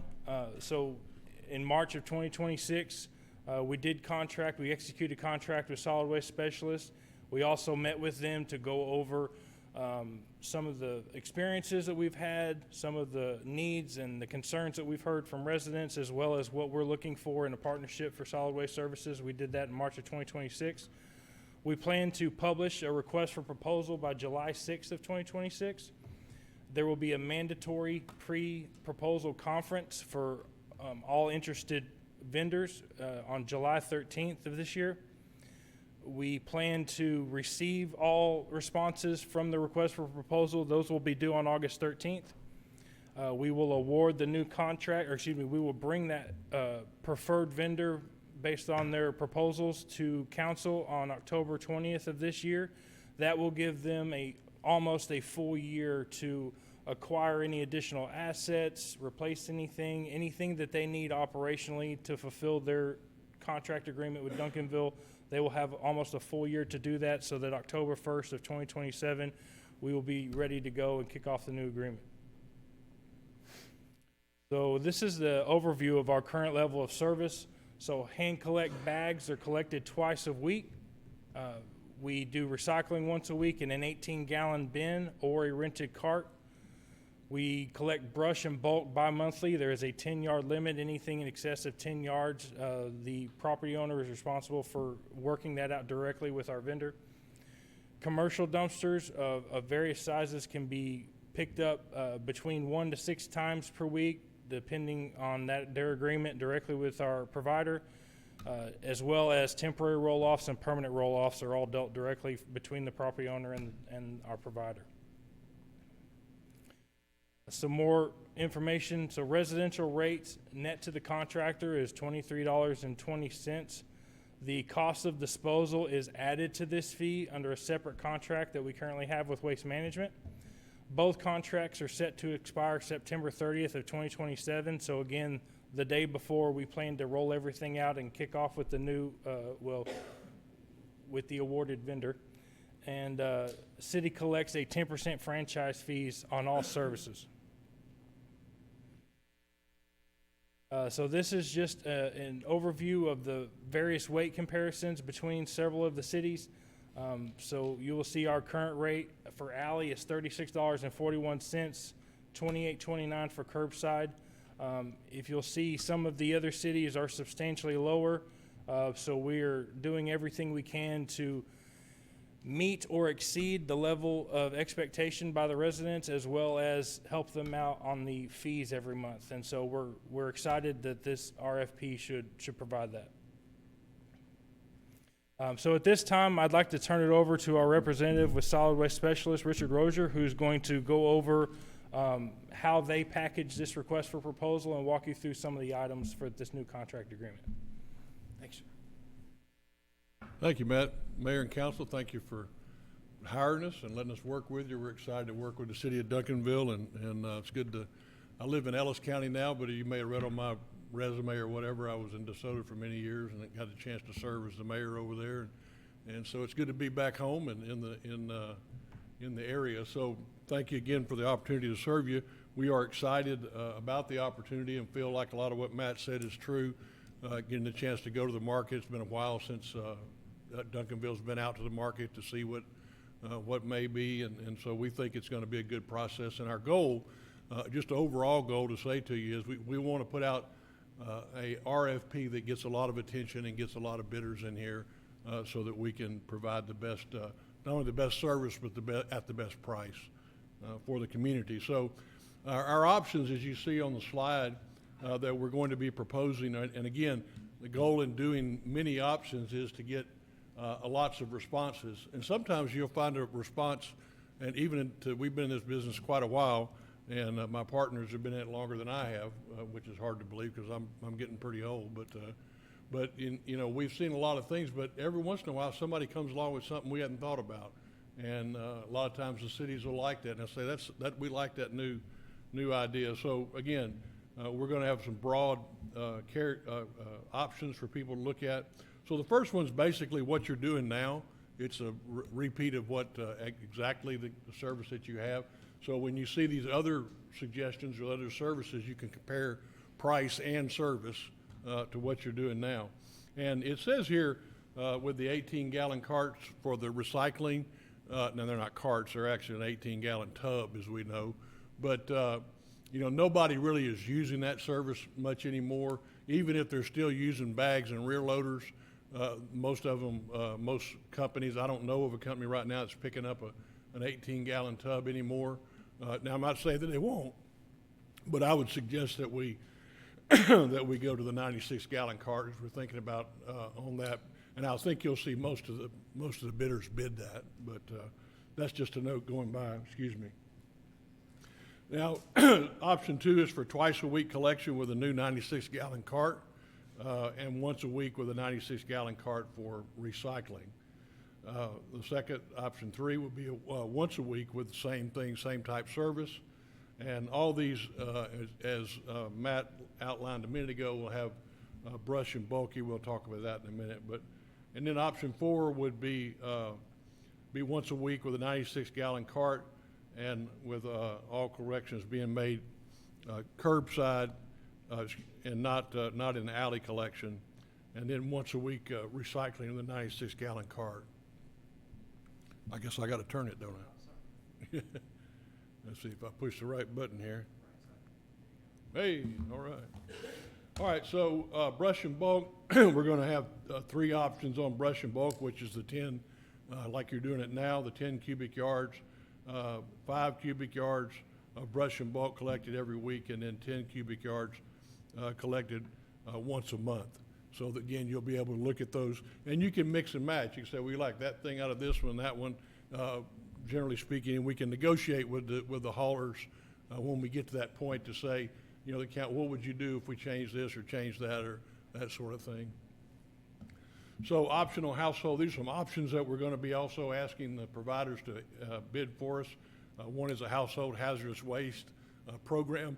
You know, back in the day, I remember we did county, here in Dallas County, the county would put out a big hazardous waste collection program, and we would all participate and have to pay a lot of money for that. Well, now, it's oddly enough, it's become very reasonably priced to have it done at your house, and you can call in and they'll come and pick up at your door service. All card options will be, excuse me, if you take the all card option, we will be using a pink tag. So if you decide that you want to have use the bag, in other words, you have too much to put in the cart, you can get a pink tag from the city, put that on there. The driver will get out, he'll dump the cart, and he'll put the bag in the cart and dump the cart again. And thank you, Matt. You're very kind. Thank y'all. I appreciate that. And then there'll be unusual accumulation where you can call the hauling company and say, you know, we got a big old pile of brush that we had to cut down a big tree or something, and it's not enough for us to put on, you know, on a regular accumulation. So you can negotiate, and that fee will be in the bid. So it'll be a set price, you know, so much a yard or a house, or an hour or whatever. So you can call the company, they'll come out, look at your pile and say, you know, $75, $100 or whatever, but there'll be a price set for that as well. All right, general provisions, if all poly carts and all dumpsters and containers and everything will be new, even if the existing contractor bids and wins this contract, they will bring in all new equipment, because we want a apples to apples comparison, right? We don't want anybody to have an unfair advantage over somebody else. And so all that will be new. The trucks and mechanical equipment will have to be no more than 4 years old. We don't want a bunch of stuff breaking down out there and service bit falling down because we got a bunch of equipment that's too old to take care of that. And I've had that situation before, and it's really not a fun situation. So we make sure that we have good new equipment. And that's one of the reasons, you know, Matt talked about the fact that we're giving the new contractor plenty of time. Well, a lot of times they'll be buying new equipment. It takes a little while to get that equipment in. And so appreciate the city starting out early and giving our contractors plenty of time to be prepared and be ready to go. Liquidated damages, one thing that we started doing when we got in this business, we had been on the garbage, the private sector side, but I'd been as a former mayor, and you know, we understood that kind of the balance between what the contractor's looking for, what the city's looking for, and the government. So we felt like it was right to have some real liquidated damages that protected the city, so they had something they could go to the hauler and say, wait a minute, you know, you're not doing what you're supposed to be doing, and we're going to hold you accountable here. And hopefully that will bring, usually generally speaking, it brings peace out of confusion. But if not, then you've got a legal way to be able to make sure that your contractor is providing what they agreed to provide. GPS tracking, all the haulers now have GPS tracking cameras on their trucks, and they'll be providing to you, part of the contract is, they'll be providing to the staff on a daily basis a report of what they did. If somebody calls in and said, you know, the truck didn't come by and get my trash or whatever, well, there's a camera on the truck that we can see where the truck went by there, where they stopped, sometimes people, you know, put the trash out after the truck's gone by. I know it's hard to believe, but it happens sometimes. And so we'll be able to, you know, you'll be able to get those reports and track that when they're ringing your phone and saying, I wasn't treated fairly. So, and those reports will be used every day. So there'll be a 5% annual rate cap increase. You know, a lot of times there's been different contracts call for different things, but we put in our contract a 5% cap overall, so you know that your contract will never increase. No matter what the CPI increases are, you can budget in your budget to know that it won't be more than 5%. Generally speaking, it's quite a bit less than that. And the index that we use is the trash index, and it stays pretty reasonable unless we get into a situation like we're kind of in right now, where you got a lot of your fuel costs are elevated. We hope that's a short-term situation, but sometimes it's longer term than we want. So your commercial roll-off rates, again, as Matt indicated, it's going to be,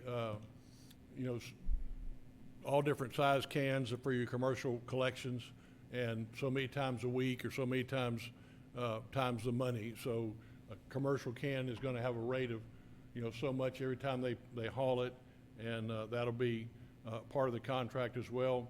And then also we include free services for the city for your cleanup days and here at the, wherever you put your, maybe at the service center or different places, be a roll-off there for the city's use. And that'll be provided at no cost. And then again, new containers are going to be required everywhere.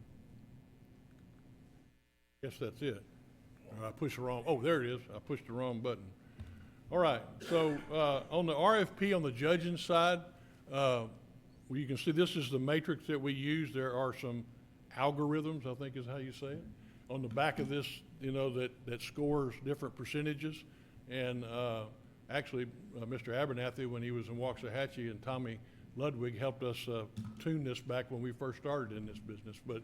But it's how we rate. There'll be a committee that's made up of people here at the city that we will do training with to teach them how to go through, because normally speaking, most folks don't know the trash business, but how when they get the responses and they read through the responses, and they're quite thick. I mean, they're 90-something pages long. And so as they read through and read all the different things, they'll be able to score it correctly. And if you'll look here, 35% is cost of the proposal, the cost of doing what it is to the citizens and to the city. And that's a big percentage, but it's not the only thing that we look for. 65% of it comes from other things, the financial stability of the company, there's experience. But 15% is one thing I like to draw your attention to, is a detailed narrative. In other words, we really want them to tell us how they're going to serve the city of Duncanville and what they're going to do about the service to the community. And so this process, we believe, will ferret out and brings out the best proposal and the best price for the community. So with that, can I answer any questions for you? Or? I have just a couple. When we were talking about this as a council last year and possibly the first part of this year, I see the 96 gallon, but we were seeing options with some companies to do a smaller size. Yes, sir. For maybe older folks of which I'm one, that don't generate as much trash. So is that going to be factored into this? Because I don't see that anywhere in here. Yeah, they have a 64-gallon cart. It's a little smaller. Matter of fact, if you go to the grocery store, to the hardware store, you'll see those bins that they sell at the hardware store. Most of those are 64 gallons. Okay. The 96 are a little bit, a third bit. So you think those will be some of these people that were... We'll welcome your feedback. Thank you. Yeah. So part of this presentation tonight is if you have strong feedback that you want to see in this, based maybe on your experiences, your constituents, anything like that, now's the time to start working that into the request for proposal. So strong feedback. Can I use my gavel? Okay. The other question is, there's another part of this that we still have to discuss, and I'm not sure that it fits in this discussion right here. This may be more internal, and that's just about companies' ability to manage our properties. And you're familiar with Duncanville. We've got a lot of hills, and we've had long conversations about people, elderly, people with disabilities, being able to get these carts up and down their driveways. I know Cedar Hill had to have experienced that. So the question is within this process, are we asking the questions about how they're going to take on those challenges? Yes, so we will be, we still expect, I don't know why I can't talk right now. We will continue to serve the disabled and the elderly just as we're doing today at no additional cost.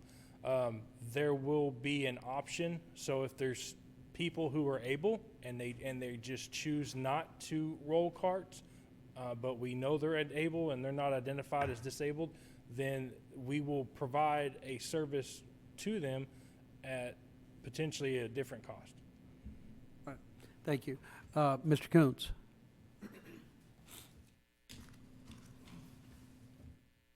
So, first of all, kind of going along with what the mayor just asked, so as far as the frequency, and because I know we have the different options that are there, and I guess when the RFP goes out and any provider looks at those options and they can respond according to that.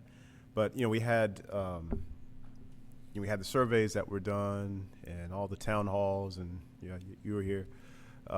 Did any of that produce any data that demonstrates a particular need for the city of Duncanville when it comes to frequency and the size of carts that might be needed? So we did do a pilot program up in the Redbird area. I believe those are all 96-gallon carts, and I don't want to misspeak, but I want to say it was roughly 70-30 that had a positive experience utilizing the carts in the pilot program. But Mr. Abernathy. Well, I think we also had trouble getting some back because I think people liked them. That is true. And then, so we actually have two contracts, one for collection and then one for disposal.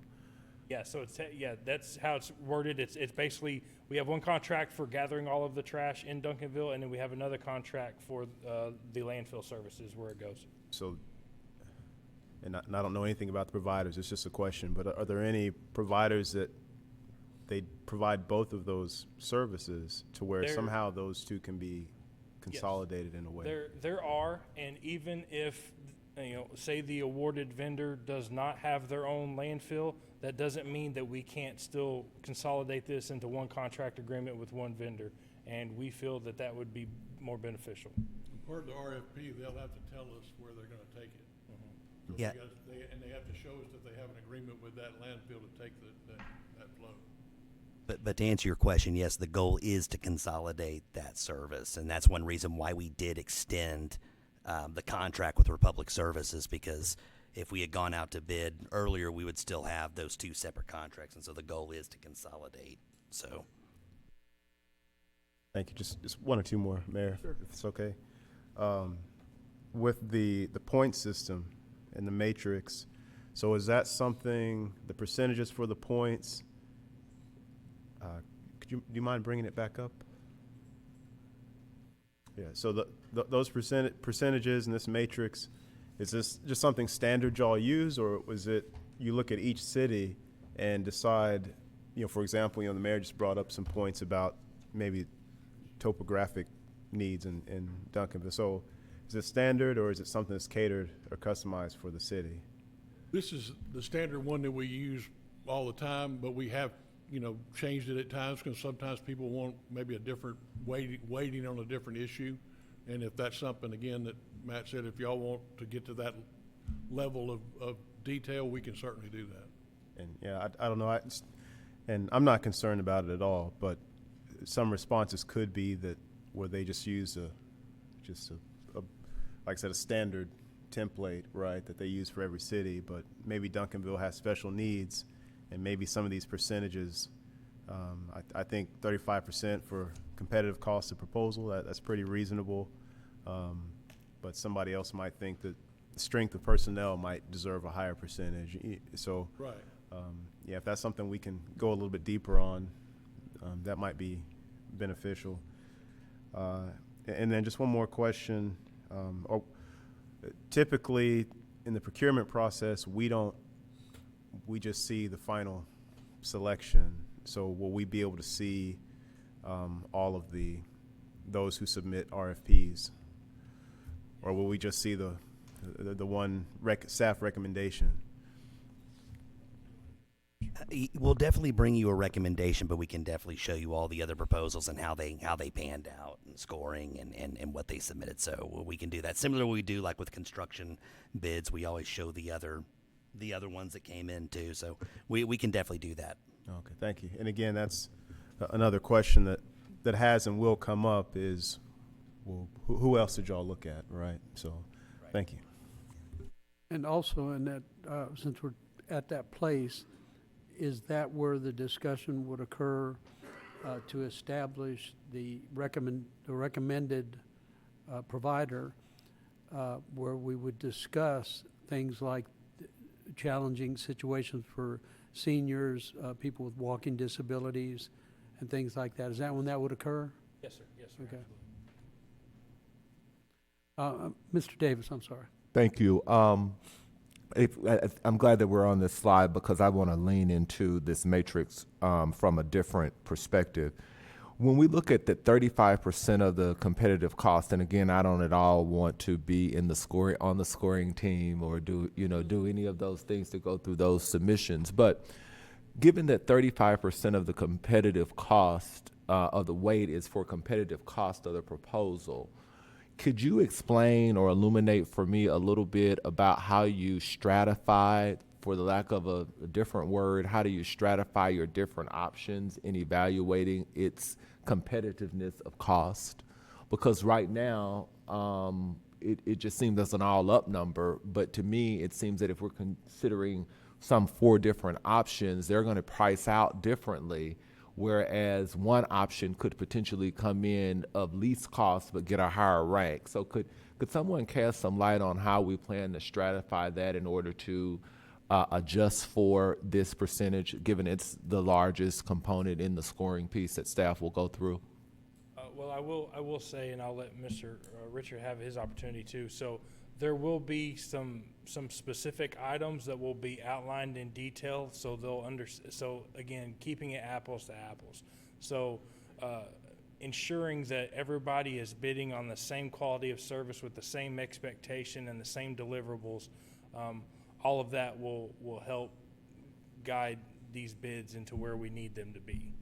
Correct. I just, again, from experientially speaking, it can kind of get hard that when I'm evaluating a proposal and it comes in for $25 and it contains everything from option 1 to option 4, but the $24 is really based on option 4 and not option 1. That's one thing, versus another company that comes in and says that they can do it for $45, and that's primarily based on option 1. So I think it can skew. So I think that we need to address for that. Let me move on to say I think we need to address for that in how we evaluate and rank that, because it will lead into the final evaluation and recommendation that we will eventually have to consider here.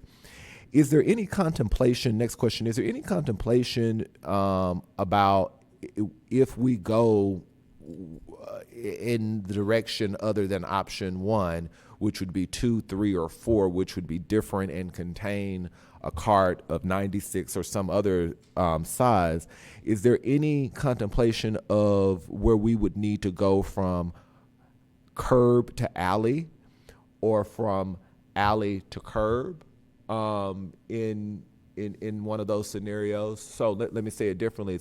Some people trash is collected from the curb. Do we have the potential of that going to the rear yard, or even in the reverse, the rear yard coming to the front? Yeah, it depends on I mean, when you pick them up in the alley, generally speaking, with we call it automated service, depending on the alley, right? But some of the alleys are really, really tight, and that's a difficult situation.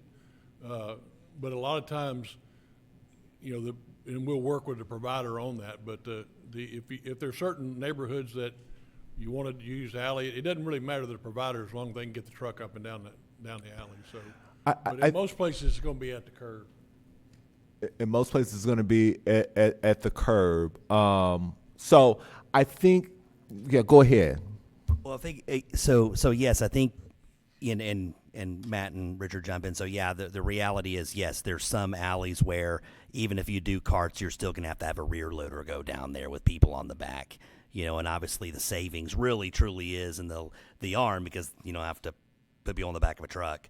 So yes, that fourth option, and like I said, would be where if you really want to get the best price for cart, you would essentially have everybody move their carts to the front and not be in the alley.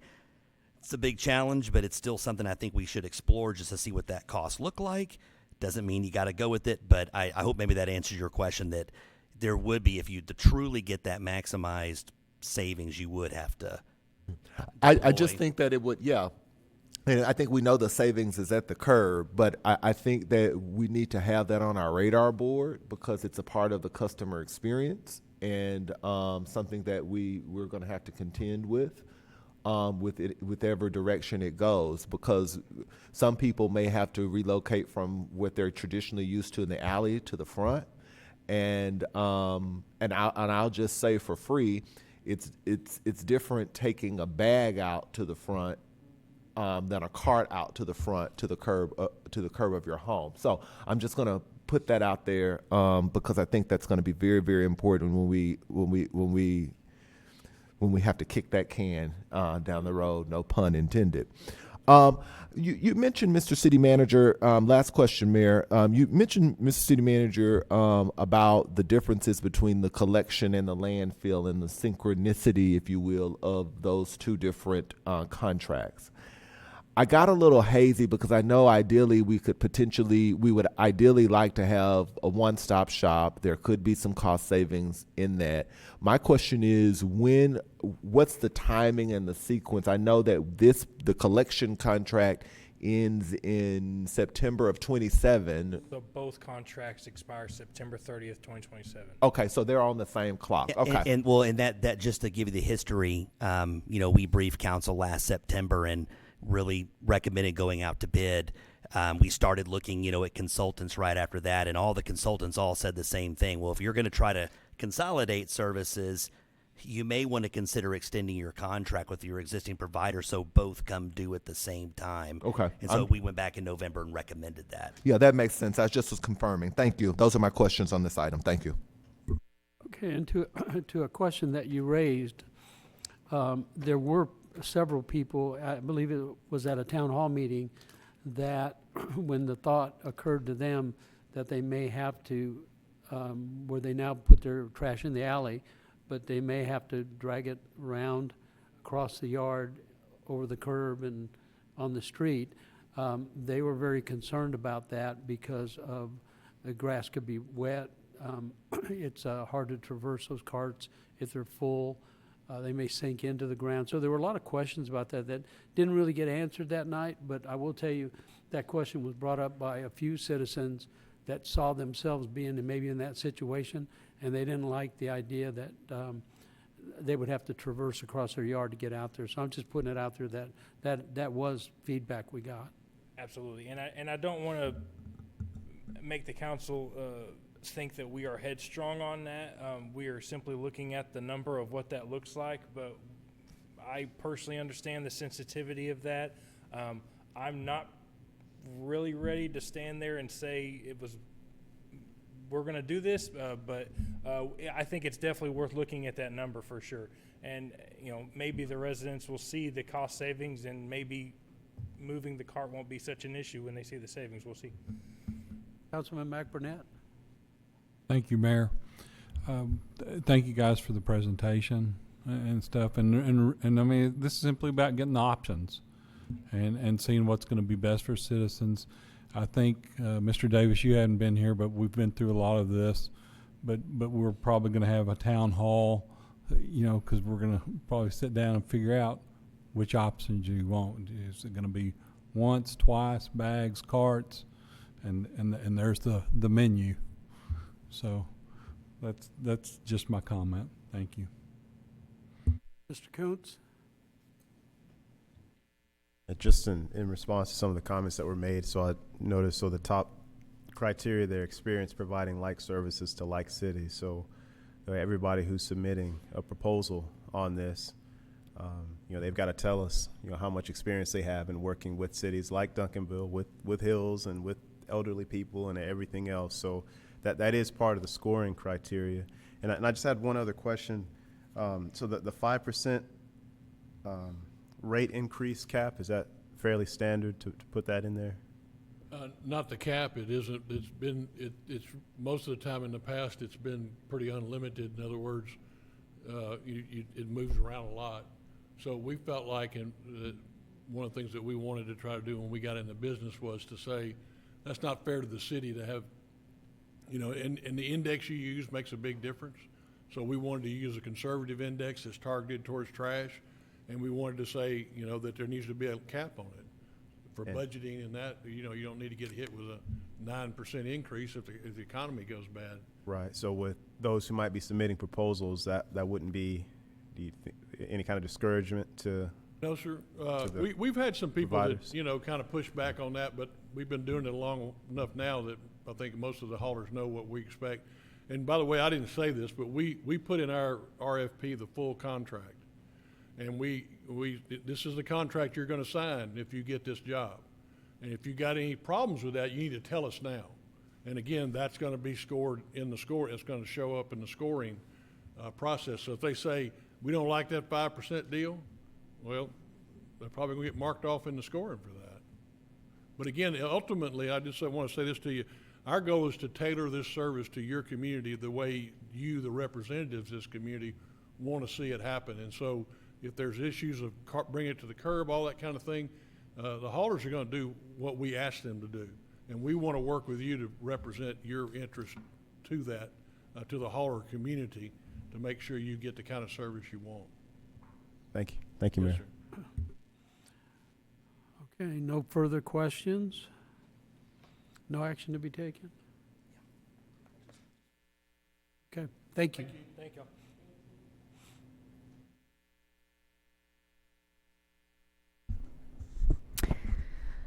Hello, Mayor and Council. Hannah Olson, Library Director, and I'm here to give some brief status updates about the library.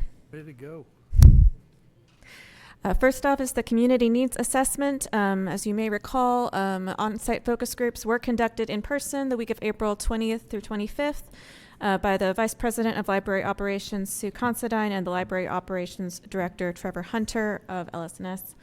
The survey closed on May 8th. The final report is in progress. Now, there were a couple of surveys that were done previously. There was the 2024 Library Advisory Board survey and a 2025 Makerspace survey that was done by staff, and the data from those will be incorporated into the final report as well. A big project that we plan to do was the weeding. The major weeding project has been completed. LSNS collection management team staff were on site March 23rd through 27th to lead the project. We were very, very successful. We are currently working together, the library team is to put together a timeline for completion of the remaining weeding. Completing the weeding is the first step in reducing the number of shelving units to begin to open the space to allow for more patron activity. Brief space redesign updates. Some shelving in the back of the library has been emptied and is ready for removal. Working with Sue, the Vice President of Library Operations, we have identified an opportunity to relocate the teen collection to another area in order to create a welcoming space designed for them to meet the goal of deeper engagement with this demographic. A couple of recent wins highlights. On April 30th, we reached our maximum capacity for preschool story time, which is 45. So that was very exciting. In May, we interacted with over 599 people at outreach events, including Bloomfest. So that was some very successful outreach. I think there were 5 outreaches that staff attended. And Summer Reading Club is coming up. It will be June 6th to July 31st. It includes daily programs, reading challenges with prizes for all ages, including adults. The grand prizes are provided by the Friends of the Library. The theme of the Summer Reading Club this year is Unearth a Story, aka dinosaurs. So it's going to be very, very fun. I'm very excited, as we all are. Our kickoff is this Saturday, June 6th, from 11 a.m. to 1 p.m., and I hope everybody will consider attending. And that's what I've got. Thank you, Mayor. Thank you for the presentation. So I think we entered into the agreement with LSNS fiscal year 25, was it not? It's March 3rd, 2025 was the first day of the agreement. 2025 that we entered into the agreement. And I know we've had a couple of reports and updates like what we're having tonight. And then I see that the closing for the survey was May 8th. Can I ask, what is the delay, or what is the cause of the survey not being, of the results not being available tonight, being that we're almost a month since it's closed? So the survey ran until May 8th, and then they have a team that is working on analyzing all of the data. I do not have that timeline in my head right now, but we can certainly get that information for you. If we could be provided, Mr. City Manager, a date of expectation for that report. And I say that because I've been eagerly waiting to see what are the plans, how are we planning on changing the footprint and what it looks like on the inside of the library. And I don't get me wrong, you're doing a great job, thank you. But I am patiently waiting to see the results, what changes are being made. Assessments have been going on, seem like, for a year now, and I would think something would have been provided. Yeah, we'll get that timeline for you ASAP and get that out there. Okay, and let me see, was there another question? Since we've entered into the agreement with LS&S, could we also have the savings that we have been able to save from entering into the agreement, compare it to the budget of when we were managing it versus what does it look like now? Yes, we can definitely get that. Okay, thank you so much. Thank you, and I'm happy to hear about the high numbers that you're receiving there at the library. Thank you.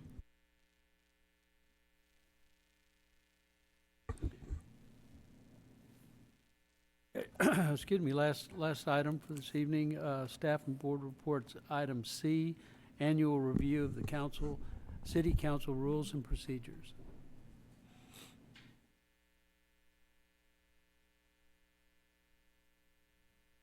Yes, good evening. I thought it'd be a little easier to do it from this location, just go through it. So this is the annual review of the city council rules and procedures. And so this is done on an annual basis in June. And really, it's just to ensure alignment with city charter, Texas Open Meetings Act, and any government's best practices, and really just an opportunity to discuss with you any potential updates or clarifications you all would like to see. I'm going to just kind of go through highlighting the overview of what the rules and procedures cover, and then just kind of some noted changes we probably need to come back and address. So we have our governance philosophy inside the rules and procedures, and as you can see, the current mission is the one that we previously had, which is to build a vibrant, inclusive community driven by a commitment to democratic principles and service above self. However, council did adopt a new mission statement and pillars in March of 2026. So one of the updates we definitely need to do is bring back that update the pillars and the new mission and bring that back for your approval. The roles and responsibilities are pretty across the board. The mayor is the presiding officer. He maintains order and decorum. Mayor Pro Tem serves in the mayor's absence, and then it does outline the responsibilities of the city council, the city manager, the city attorney, and the city secretary.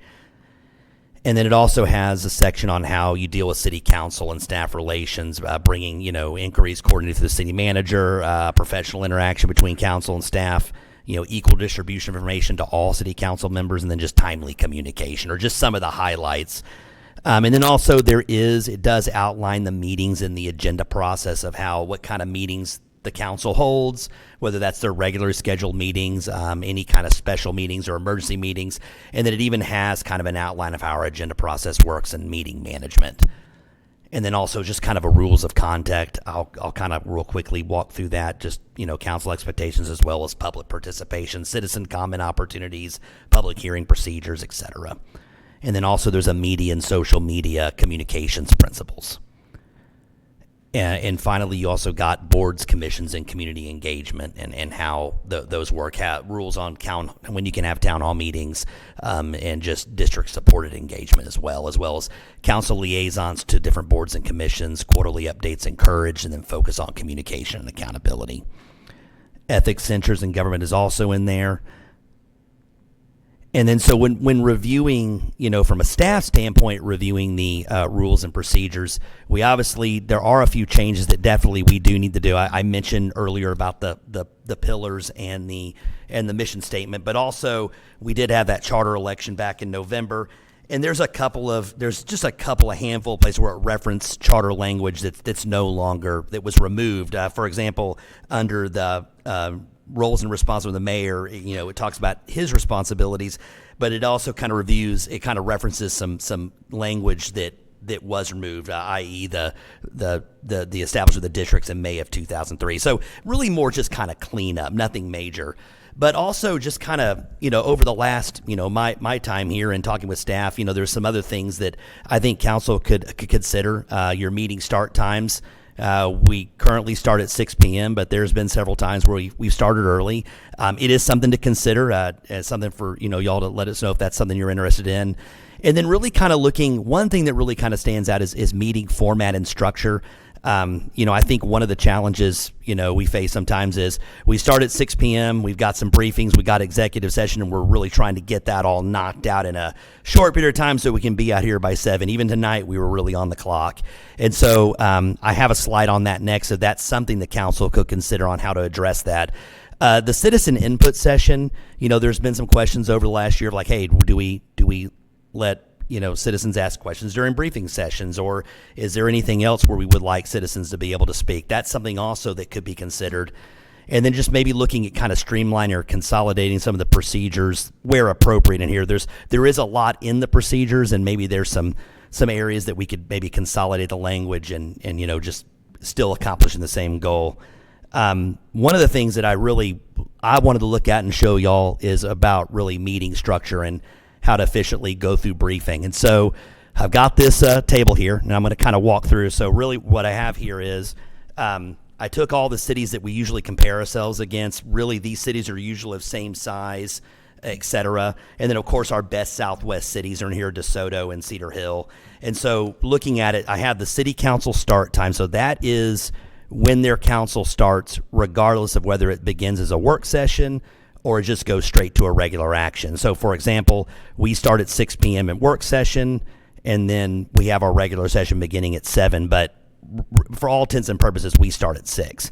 And then I, really explored, do councils do a separate work session where we review the consent agenda, we do briefing items, and if they do, is that separate or is it part of their regular meeting?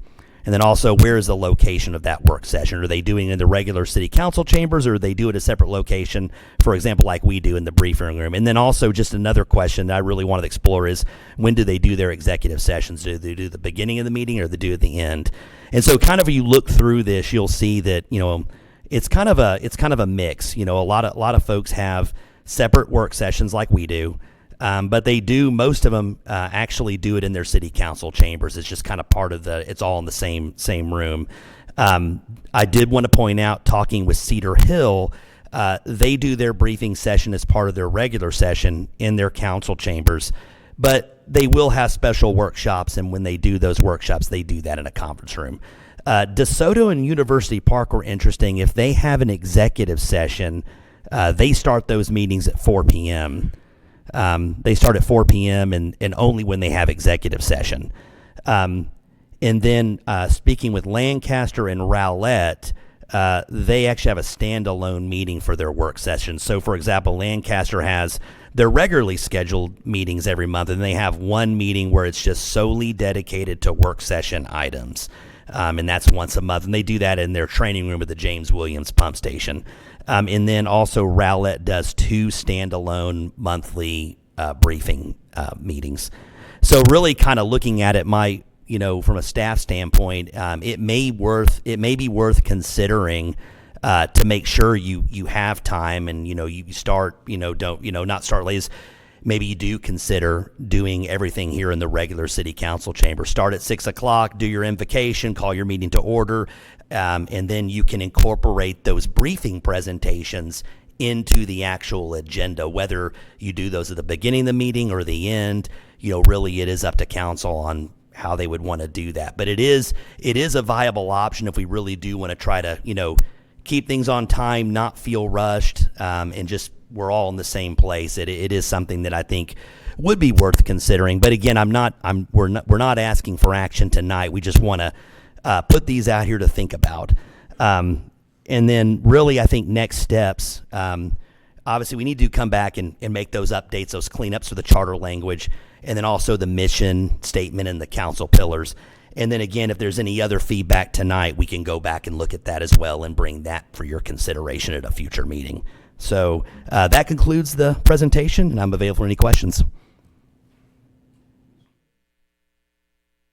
Thank you, Mayor. Council, I understand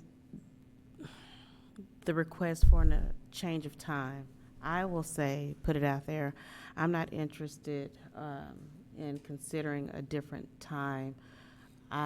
Some of us do work during the day, and trying to leave work and get here and get through traffic and be present for council would be and then plus for the public who is accustomed to coming and wanting to attend, they too work, and have it starting at earlier time may make it difficult for our citizens to be able to attend the meetings. So I think 6 o'clock is a reasonable time for our start time. I'll start with that and then open it up for discussion.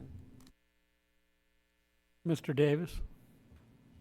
Thank you, Mr. Mayor. Thank you, City Manager, for that. And I'll be more than happy for the sake of time to just kind of chat with you, maybe one-on-one offline on some particular things that kind of come to mind that may help us streamline and gain some efficiencies without truncating the public's ability to participate in the process. One of the things I'll just publicly say that I think that we should think about is a briefing forecast. Even if we did it as one, if we looked at a briefing forecast to look out into the quarter to say that we want to brief on A, B, C, D, E, F, and G, and forecast that out and try to identify, is it our first meeting or our second meeting that is really kind of briefing centric, and then another meeting being more so the voting agenda meeting where we're looking at our items for individual consideration and consent, and really distinguishing and discriminating between what is a briefing memo, a staff report, and actual a briefing presentation. And looking out into the future. So I'll be more than happy to, do some city managers deep dive with you on that. But that's just some ideas I thought that may help us be able to get after what I think we're trying to get after. No, that's good feedback, and I'm definitely happy to meet and discuss further. Mr. Coons. Yeah, so to start, just to echo what Mayor Pro already. At large, Councilwoman Gooden stated, I've never had any concerns about the start time. I've never heard any concerns about the start time for us, and this is a business meeting for us, so we're here to conduct business and to try to facilitate things for the public. So, I've never heard any concerns about that, so I'll put that out there.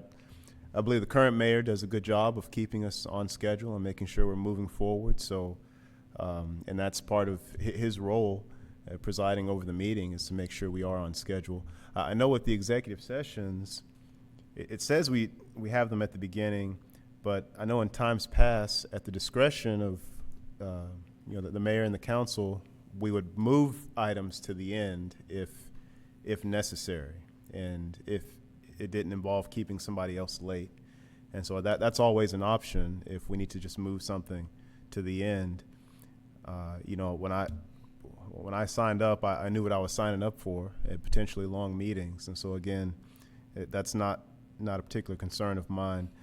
I did have a couple of questions when it comes to the citizen comments. So there was a question we were asking earlier. When it talks about, I know for the council that personal attacks are not allowed and bring up, and is that addressed specifically, explicitly in our rules of procedure for city staff?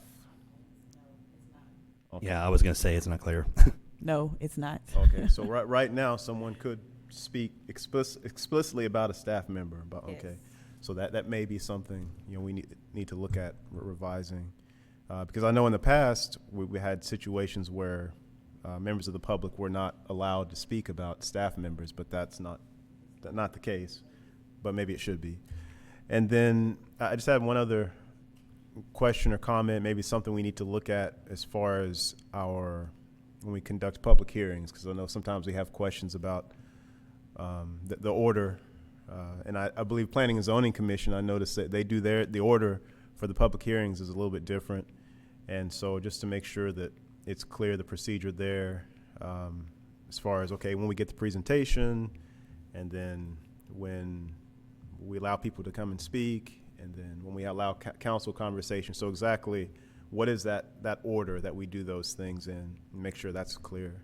And right now, the way it reads, I've got it here. So for the public hearings, it says both proponents and opponents shall have a maximum of 10 minutes per side for their presentation, and then a maximum of 5 minutes per side will be provided for rebuttal and surrebuttal. After the public hearing is closed, the council may ask questions of the speaker, and then the final speaker must limit their response to the question asked by the council, and that's all it really says right now. Okay, and I think maybe there should be some language in there as far as the applicant and when they make their comments, their presentation. So it's a developer or someone, some kind of request is zoning request, change, whatever it is, but they make their comments and presentation before we open the public hearing, and then council has conversation, discussion after we hear the presentation and the citizen comment. So yeah, just look at that order of things and make sure, it's, sometimes the applicants, they get the short end of the stick or straw because they don't get to speak until after everybody's said they don't like what what they're applying for. So yeah, just something for us to look at. Thank you. Okay. Mr. McBurnett. Thank you, Mayor. Mr. Kuntz said a lot of things that I was thinking as well. So I want to thank you for saying that, Jeremy, and stuff. Really what I want the public to know, and again, Mr. Kuntz said, our mayor does a good job of running our meetings and setting the priorities. We're here to work, so therefore we meet the demands as we see fit. But thank you for your presentation as well, Mr. Abernathy. I'll add that one of the things, and we've talked about it during the meetings, when we're trying to figure out where to put our priorities, sometimes it is that we have staff that's still here and we could move them up front and allow them to go home, because they've been here since 8 o'clock in the morning, maybe earlier than that. And so when I see that we're pushing 10 o'clock and I've got staff members still here that may or may not have a reason to be here, I sure like to. Now, poor Chiquita, she's always going to be here because I got to sign all the documents and she's got to be here with me. So we're in that together, but that's okay.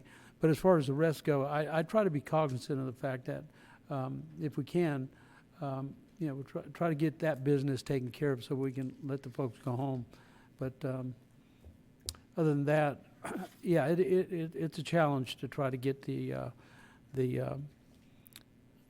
everything we need to do in briefing, and then get out here in time so that we can start on time, because the public, it's posted that we'll start at 7 o'clock. And we've gotten a lot better. I appreciate the efforts that you and staff are making to wrap up the presentations in timely manners so that we can meet that 7 o'clock deadline. So I thank everybody and those on the council too that are aware that that's what I've been trying to do lately. Well, I appreciate y'all's time on this, and just based on the feedback I've got, obviously we can come back with those changes we talked about, the cleanup stuff. I can come back maybe with a follow-up presentation on what a public hearing may look like. I may go get some examples of some other cities, work with our city attorney.